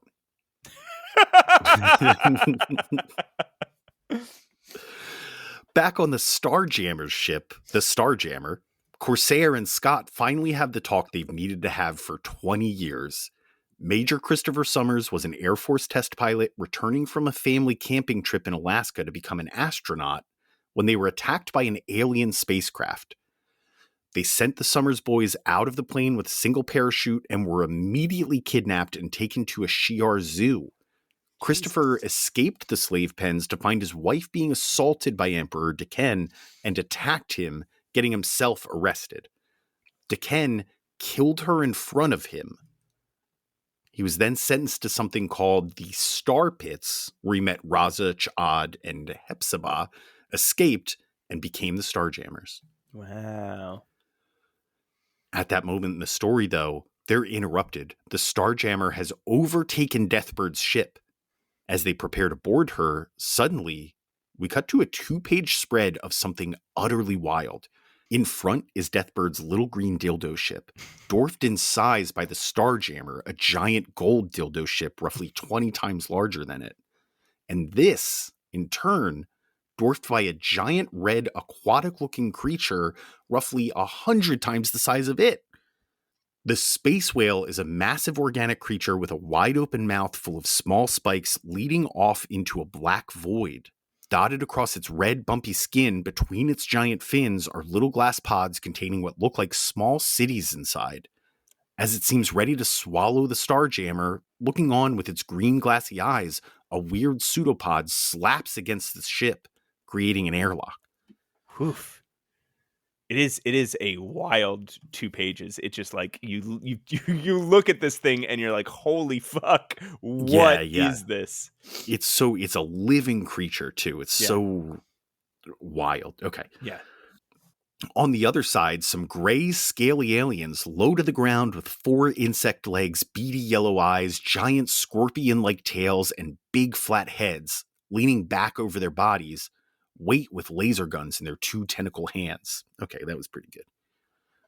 But they're surprised when the airlock rockets off, slamming into them, revealing a fully healed Colossus in the doorway, yelling for Deathbird. The Starjammers and X-Men follow behind him, charging the scaly insect things as they lash out with their alien from alien faces and fangs. Ch'ad, now with a little pink and white furry alien on his shoulder, calls these creatures brood and tells Storm they are ruthless.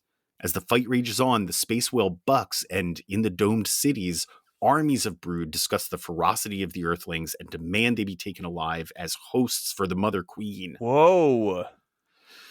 Yeah, there's some deep fucking lore they're getting into with these. So much is this is one of those things where every caption, every line of dialogue, there's some new bit of information that you're like, what? Wait, what the fuck?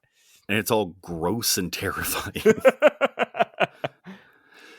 Aboard Deathbird's ship, 3 brood soldiers descend on Xavier and Lilandra, who are rescued at the last second by Cyclops and Corsair. With the gravity turned off to give the brood an advantage over the X-Men, Cyclops is taken by surprise when Xavier leaps over him, punching a brood soldier in the face. They have Cyclops chides him for it too. He's Yeah. like, You foolish professor. We have a plan. And the professor's like, I'm sorry. Yeah. Both teams reconvene in the weird, half-organic, half-metal causeways of the space whale, while elsewhere Storm fights Deathbird. When Storm is momentarily distracted by seeing that the ship they're inside of can bleed, she is kicked through a sphincter in the hull by Deathbird and finds herself in the vacuum of space.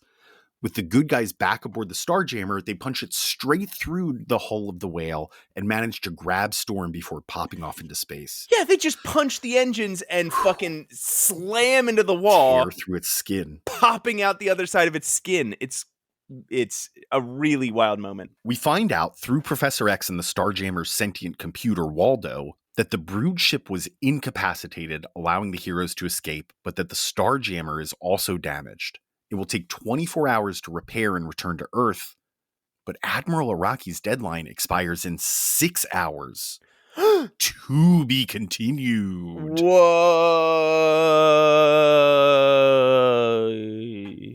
Man. Yeah. There's something in this issue just hit me when you see all the Starjammers running it. Like Colossus bursts out, and then it's two waves of Starjammers and X-Men running out behind him out of the airlock, and you can feel the action. Like, it's so vivid, and I don't know, there's just something about the way Cockrum draws where you can see almost like it's a moving picture. It's so just fluid. Everybody is consistently caught in the middle of action. There's nobody who appears stationary at any point. And it just follows so cleanly from panel to panel. And he does a thing where it's like whoever the focus is on, there's generally somebody else in the background of that panel also in the midst of some kind of action. So you get the sense that like all the things you're seeing are happening at once. Yeah, it really, your eye gets pulled to the point and then zooms out, and it just keeps getting bigger and bigger. Yeah. So cool. I think whereas after Byrne and when Cockrum came back, it felt like a step back storytelling wise. This feels like Claremont and Cockrum found their new rhythm, and they both know exactly how to make what at this time was modern comics with each other. And they're just back on it. They are back at full power. Yeah, Matt, we have a full-fledged space opera on our hands. Yes, it's a good time. I'll say X-Men Space Opera is not my favorite X-Men. You keep saying that, but you're loving it every time we get to one. Yeah, you're right. Also, okay, you have a note here that we didn't talk about, which I think we should discuss real quick. Oh yeah. We need to talk about Storm's powers in space. Yeah. Because the last time we were here in space, yeah, Storm didn't have control of the elements because she wasn't on Earth, or she didn't have control of like the weather elements, but she has control of elements around her. So she was using cosmic wind, which scientifically is an entirely different thing. But yes, solar wind. Yeah, she used that. Or yeah, now she's in space creating snowstorms. Yeah, and when she gets sucked out into the vacuum of space, did she forget? Use a fucking solar wind and throw yourself back into the. Yeah, I think that's good enough for a no prize. All right. mutantmenacepod@gmail.com. Please send me my no prize. Okay. Well, let's wrap up this little space opera here with Uncanny X-Men number 157, Hide and Seek. Writer Chris Claremont, artists Dave Cockrum and Bob Wyacek, letterer Janice Chiang, colorist Don Warfield, editor Louise Jones, and it says here editor-in-chief is some guy named Jong Shongers? Release date February 9th, 1982, cover date May 1982. The X-Men and the Starjammers work quickly as possible to repair the damage to their little gold dildo ship, hoping against hope that they can get into contact range of Earth and call off the destruction of Earth. Wolverine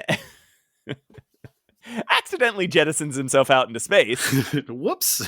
But Cyclops and Hepzibah team up to save him. She like leaps. Well, okay, this actually doesn't make much sense, does it? She leaps out and then throws him back to the ship.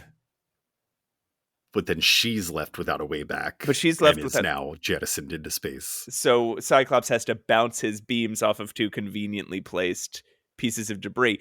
But he uses that spatial geometry brain. If Hepzibah is flying out gravityless, grabbing Wolverine, what force is she using with which to throw Wolverine back at the ship? I think she's strong enough to, like, without leverage, still take someone and throw them, like, create your own force to toss them back towards the ship. Can you do that in weightless space? If you're floating in weightless space, can you grab something and throw it in a direction? If you're you're moving towards an object at a faster speed than it's traveling, right? Sure. You being Hepzibah and it being Wolverine, so you're traveling faster than it, so that you can get up and catch it. Sure. That part, yeah. Is it possible physically for you to then change the direction of that object 180 degrees? Yes. Can you change the direction of that object? But you're still, Well, you're still being propelled. MutantsPod@gmail.com if we have any physicists out there. Or if anyone amateur wants to or professional, fly us to space so we can test it. And me and Pat will throw each other around for a while. Ooh, we'll jettison ourselves into space. We'll have a Cyclops to bounce us back. Anyway, once that whole ordeal is over, though, Colossus passes out. Oh. Back in the medbay, Sikorsky, the robot helicopter bug doctor, chides him for jumping right back into action without the required rest. You gotta listen to the doctor. Even if it's a flying bug robot. Back on the bridge, Lilandra, an apple a day, keeps the flying bug robot away. I gotta start eating apples. Back on the bridge, Lilandra explains that she's been repeatedly trying to contact Chancellor Araki, but no one is picking up the phone. And as we see the call being unanswered on the Shi'ar dreadnought, we pan out to see Araki lying dead on the floor, while Admiral Lord Samadar hangs up the phone. He commands the crew aboard to prepare for the obliteration of Earth as the X-Men's deadline approaches. See, this is the 80s, Matt. They can't just text each other. They got to call. With the Starjammer ship still stranded, Xavier summons his psychic strength and attempts to reach across space to contact Kitty and Kurt. He reaches is that why they chose this? Because both of them have K names. Oh, Kitty and Kurt. Kitty and Kurt. He reaches them briefly, but discovers something strange and foreign, also connecting from within himself. What? Exploring this sensation. Okay, we don't need to watch Xavier explore his sensations within himself. Look, when you're writing these recaps, there are only so many ways you can describe psychic. And so many of them are masturbatory. Exploring this sensation, Xavier lets out a scream in the real world and is suddenly comatose. Yeah, we're back to this Xavier's having weird alien dreams thing. Yeah, full force. Xavier nightmare plot again. Maybe he's getting another girlfriend. I hope we get the evil green Xavier out of this.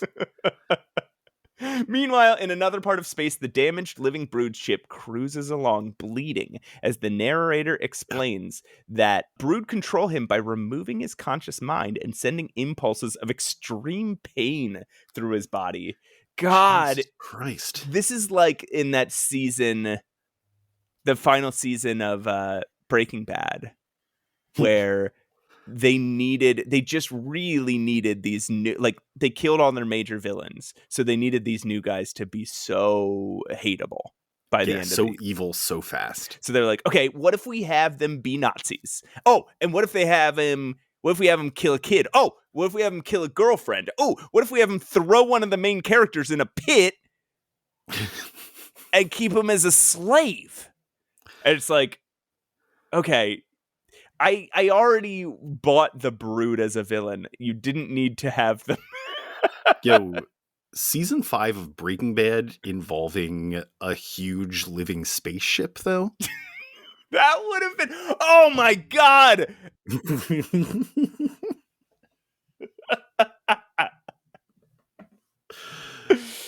I am the Earthling who knocks. Right. Okay, so they control the space whales by sending extreme pain through their body. Aboard the living ship, the Brood beat Deathbird for her failure on Earth. Lilandra has been lost, and the Brood have suffered heavy casualties of both warriors and breeders.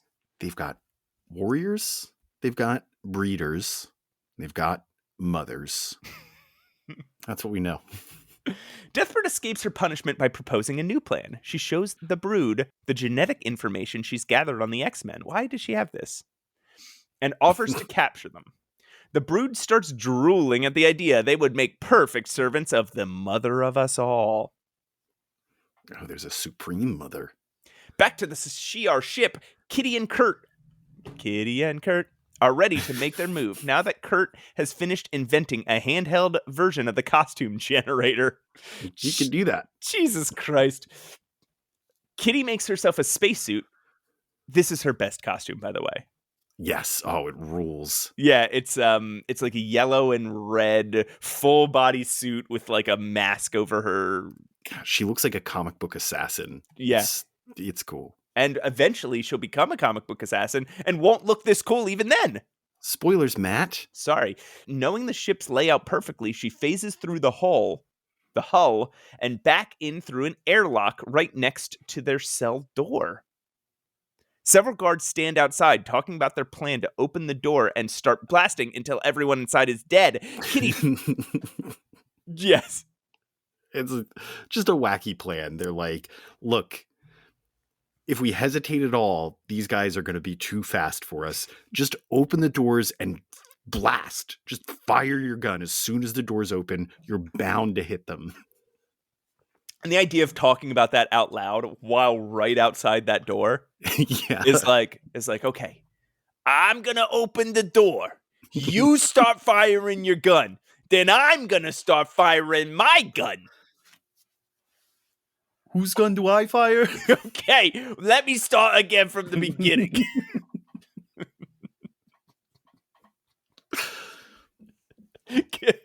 So, Kitty charges in as they open the door, phasing through the guards and shorting out their advanced combat armor, giving Kurt all the time he needs to bamf around and punch the guards into submission. My armor! Oh no! They rush off to find Araki, only to find him dead, knowing that the Admiral was responsible. Their only hope now is to find the Imperial Guard and hope they're at least still loyal to Lilandra. On to bridge, the Admiral stands with the Imperial Guard, giving the command to fire their missiles at every major population center on Earth. Oof. The crew are all a bit uneasy, knowing that their original mission was only to use the force necessary to free Lilandra.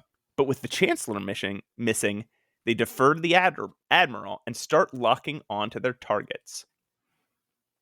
Suddenly, smoke starts to rise everywhere in a series of small explosions that smell of brimstone, and with a big bamf, the Phoenix is suddenly standing in the middle of the room. What? The Dark Phoenix, Raised from the dead and threatening to release her full wrath, she warns the Admiral against attacking her home planet. With another bamf, she disappears as the Imperial Guard start to panic. Gladiator calls for a psychic scan of the entire ship from Oracle, but before she can, she disappears. Across the Dreadnought, we see Nightcrawler and Oracle both reeling from heavy teleporting. Oh. The Phoenix suddenly phases through the wall and starts bragging about her convincing performance. She explains that she's actually Kitty to Oracle, and after some psychic confirmation, Oracle calls Gladiator and Starbolt to her location. Eerie, that big furry guy with gills from before, fins on his big head, he also follows, and they all agree to at least try to contact the Starjammer to make sure this is all legit. No need, though. Warstar's such a pervert. Do you ever think about that? About when you see Warstar and it's just like one big guy with a little guy just like strapped inside his back? Like, yeah. Look at these fucking perverts. I didn't see it sexually, but I see it's gross now that you say it. So Warstar bursts in at that moment, revealing that him and a bunch of other Imperial Guards people are on the Admirable's side, and they're here to kill them all. They all start fighting as Kitty, now dressed like Peter Pan. She's a kid. It's so great. She's just a kid who's just like playing dress up all she can. Yeah. It reacts to her thought, so she's just like, I'm Peter Pan now. Like, oh, if I'm gonna fight for, like, I'm gonna possibly die, I'm gonna wear some weird dresses and dress like some literary characters. This is gonna be fun. Yeah. This is my favorite Broadway show. It's just so fun how much of a kid she is. So now she's dressed like Peter Pan, and she rushes off to find and hack into the central computer. She's going, I'm in, and disable the weapons aimed at Earth. The Admirable. I can't stop saying Admirable. No, cannot. I was at one point I was like, I'm going to play it off like I did it on purpose, and then I just keep doing it. The Admirable, watching the Imperial Guard battle from a monitor, deploys a brood weapon and knocks out everyone in the room. Kitty locates the central computer, but even in her phasing form, she's taken out by the machine's defenses. The Admirable orders the attack, and the cannons fire at Earth, aiming right at the major fault lines of the Pacific Ocean at the speed of light. But faster than the speed of light, the Starjammer dildo ship skids from warp space into the path of the cannon fire, and it intercepts the laser. Intercepts. Yeah. It does it. It does the intercepting of that's how they save the day. So it's perfectly timed and angled so that no one takes any damage. Yeah. It's okay. This is how heroes do it. With the comms unjammed, Lilandra appears before the Admirable. Jesus, like, honestly, I can't stop. Yeah, you tried that time. Lilandra appears before the Admiral and Imperial Guard, remotely takes back her throne. We all had to do that during COVID.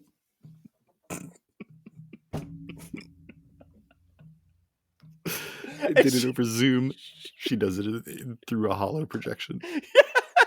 It's like, how do I turn off this filter?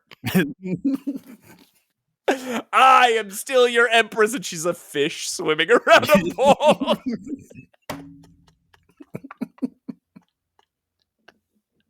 So she remotely takes back her throne and then orders the arrest of the Admiral. Hear how hard I had to hit that? Cyclops, Lilandra, and Corsair discuss the strange new danger of the Brood, a threat that none of them are familiar with. Could be trouble. For now, though, everyone's okay, except for Xavier. His body is fine, but his mind may have been completely, irrevocably destroyed. Xavier lies motionless in a dead but fearful stare with seemingly no brain activity. End. Whoa. All right. That's a bad ending. Well, it's not bad. It's not bad as in badly written, but bad as in, man, I don't like it. Yeah, I feel bad. Yeah. Yeah. This doesn't. It doesn't feel like a win, No. right? They lose Xavier again. They didn't really overcome the issue. It was kind of a series of lucky guesses and good timing, I guess. Right. Well, Kitty and Kurt, I think, triumphed over their adversary. Kitty doesn't. She tries to hack in and stop the weapons, but she gets zapped instead. It's The Starjammer has to come in and ultimately intercept the deadly plasma cannon. Yeah, that's okay. Yeah, you're right. That's true. But I guess I'm just thinking of their initial plan, and like it's such a good plan to not only knock everybody out, like off of balance by doing the Phoenix thing, but also then to kidnap Oracle, the only one who can help them, just as Gladiator's like, Oracle, figure this out, and then poof, she's gone. Like it was such a good plan. Yeah. Well executed. It's just it doesn't work. It's like Indiana like Jones. The last. Sure, yeah. I was gonna say The Last Jedi.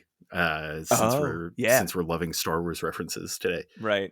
Where like they go on that casino heist mission, and you just assume that the luck is going to work out, or that like, okay, yeah, this is how it goes. They have the plan down. They've got everything in place, and then it just doesn't work. Yeah, it's kind of crazy. It sets them up for one of two things, right? Either they're gonna come back like the X-Men do, right? And having been underestimated by their foes, they're gonna come back, like they're gonna burst in and fuck everything up. Hey, it's those pesky X-Men, right? Or things are just gonna keep going downhill. Yeah.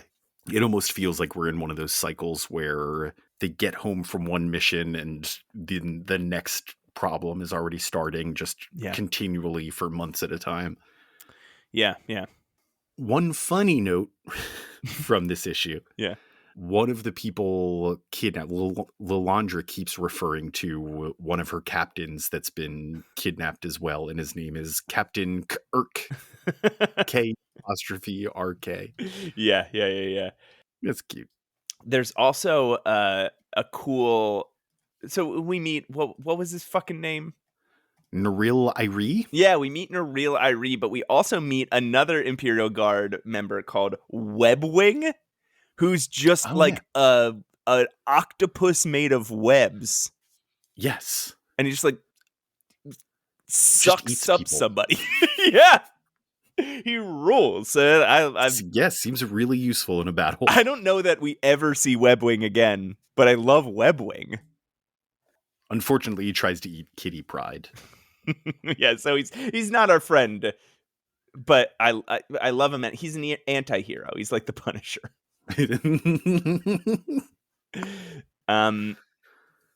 Yeah. So it's a little space opera. It's a depressing little space opera we just went through, and it seems to be setting up more space opera, because now what's up with the Brood? Is the Shi'ar Empire secure? The X-Men are still with the Starjammers away from home. Well, I guess they're at Earth. Yeah. So and what's going on with Professor X? Yeah. A lot to be worried about here. Yeah. Probably the X-Men will just all die and be gone and be dead. And then our curse is lifted. So, Matt, what do you think? What are your thinks? What are your thinkies on this run? Yeah, I think I kind of just touched on it, just like this idea of like this is just a really dark little space play, right? Yeah, like it's got dark space Hamlet, kind of, right? Like it's got an emperor, it's got like some political overthrowing, it's got swordplay. Well, not swordplay, but swashbuckling, deaths, big freaking dildos. Yeah, everything we like about Hamlet. How about you? Yeah. It even has a ghost. Even the ghost of Phoenix. Yeah. I don't know. Definitely knowing that the Brood Saga is coming up, right? The what? This feels like a primer, right? Like this feels like a mini arc. Yeah. Remember what the X-Men are capable of versus aliens. Right. And I don't want to keep calling everything set up for the next thing, because that is kind of how Claremont works, but these are stories in and of themselves, right? It, like you were pointing out earlier, everything can't be an intermission. But so this is, I think, a complete tale, but it is building a world that he clearly intends to expand on very shortly. What's up with Professor Xavier? How about you? How did you feel about this? I felt really good, honestly. We're absolutely in agreement that it's ending in a weird place, and we don't like it for story reasons. Yeah, we don't like how it makes us feel, but we like it as a piece of art. Yeah. But I was engaged. Like, this is so dense, as evidenced by our recaps here. Just so much happens in each panel, in each issue, but there's not a wasted moment. It's like watching The Wire. Right. The other thing, and I know I said this, but just like, we in the X-Men haven't seen somebody do large scale action like Dave Cockrum. Right. He really he knows how to make it so vivid and real and beautiful, and just fluid. It's like you're watching it. It's like you're watching it happen in a movie. It's really, really well done. And he could just fit so much into a page too. The way that George Perez can, right? Yeah, sure. Man, I would have loved to see Dave Cockrum do like a big crossover. Like one of those big superhero crossovers. Yeah. Well, He's got an eye out, stuff that you could buy out. If you had a time machine that you would like to try out, it's Pat Steals and Steals. Holy cow. Oh, okay. Yeah, folks. It's time for Pat Steals and Deals. Today we got a fun one. I'm just going to read some copy to you. It starts with, "Go get a magnifying glass now." "Stare at the most horrible monster of all time. A comic book can't show all the details of CMM's Tyrannosaurus Rex t-shirt." That's why you need a magnifying glass, I guess, to imagine what it looks like when it's bigger. What? "The bright white fangs and claws, red tongue and eyes, horrid green and yellow body. Rex covers almost your entire chest on durable, extra long wear, 4-color black shirts. Wait. They'd sell in stores at much higher prices. Be one of the thousands wearing these thrilling shirts today. Show this to your family and friends. They make great Christmas presents. New from CMM, they'll be howling with all at our new werewolf shirt." So it's just a shirt with a It's a t-shirt. with a t-shirt with a T-Rex on it. With a T-Rex on That's it. it. And based on the design here, not a particularly well-drawn T-Rex. No. What? Okay. Show this to your family and friends. You're wearing it as a t-shirt. You're showing it to everybody. I think they want you to show the ad to your family and friends So they also get you this for Christmas. And as everyone knows, T-Rexes, red tongue and eyes, horrid green and yellow body, and we can tell that. Yellow body. And that's the thing, is that when you look at fossils, you can tell what color their tongues and eyes and bellies were. I will say, true to the description, when I look at this illustration of a T-Rex, I do think horrid. Yeah, because what's that front leg doing? It's just like a triangle. Why are the scales that are closest to us so much smaller than the scales that are farthest from us? and I know T-Rexes have small arms, but that small? Like it's just like hands coming out of his chest. Yeah. They're like on little like noodles. They're like noodles with little hands. The werewolf shirt is intriguing though, because they don't actually show you the image. It's just a silhouette. Yeah. I'd be like, oh, I got to see what that werewolf shirt looks like. Let me buy it. I was just looking at this again. If I saw those arms on this T-Rex, I'd try to wipe them off. If I met this T-Rex, I'd be like, oh, you got something on. Oh my God, I'm sorry. Oh, those were your arms. And a big head on a tiny neck too. Big head. Yeah. It'd be hard to hold that up. Yeah. He's like anyway, like a little lollipop. He's also chunky. He's got a chunky middle. You have the option of a short sleeve or long sleeve. Short sleeve is $5.50. Okay. $1982, which in 2025 comes out to about $18.48. All right, not bad. Not bad for a mail-in t-shirt. No. Long sleeve comes out to $8.50 each, which translated to today comes to about $28.56 for a long sleeve t-shirt. No, I wouldn't pay that. Yeah, that's a bad deal. Yeah. But $18.48 for a t-shirt. Okay. Yeah. It's durable, extra long wear. Do you believe that though? I do. Yeah. They made things to last back then. Okay. All right. Cool. That's why you can buy so many t-shirts from the 70s and 80s, but you can't buy t-shirts from 2015. Right. Yeah. I have concert t-shirts from when I was in my 20s that are now like absolute tatters, and I wore them maybe 12 times. Yeah, well, I don't want this. It's a deal and steal. Yeah, it's stealing from me because it ain't no deal. Hey, Pat, it says here to stare at the most horrible monster of all time. It says to in order to do that, you got to get a magnifying glass, but maybe it means you should get a mirror. He's got an eye out, stuff that you could buy out. If you had a time machine that you would like to try out, it's at Deals and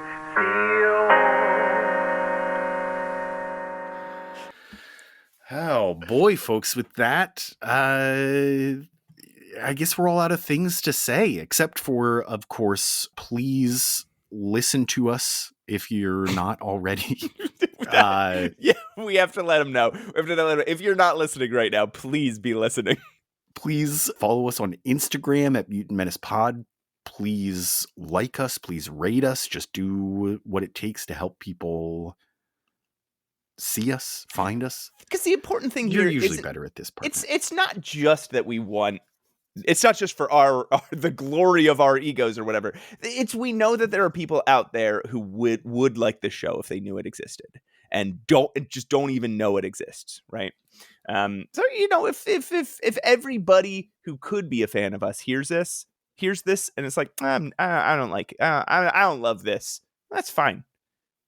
But we know that hasn't happened. There's people who would love this, who need your help in finding it.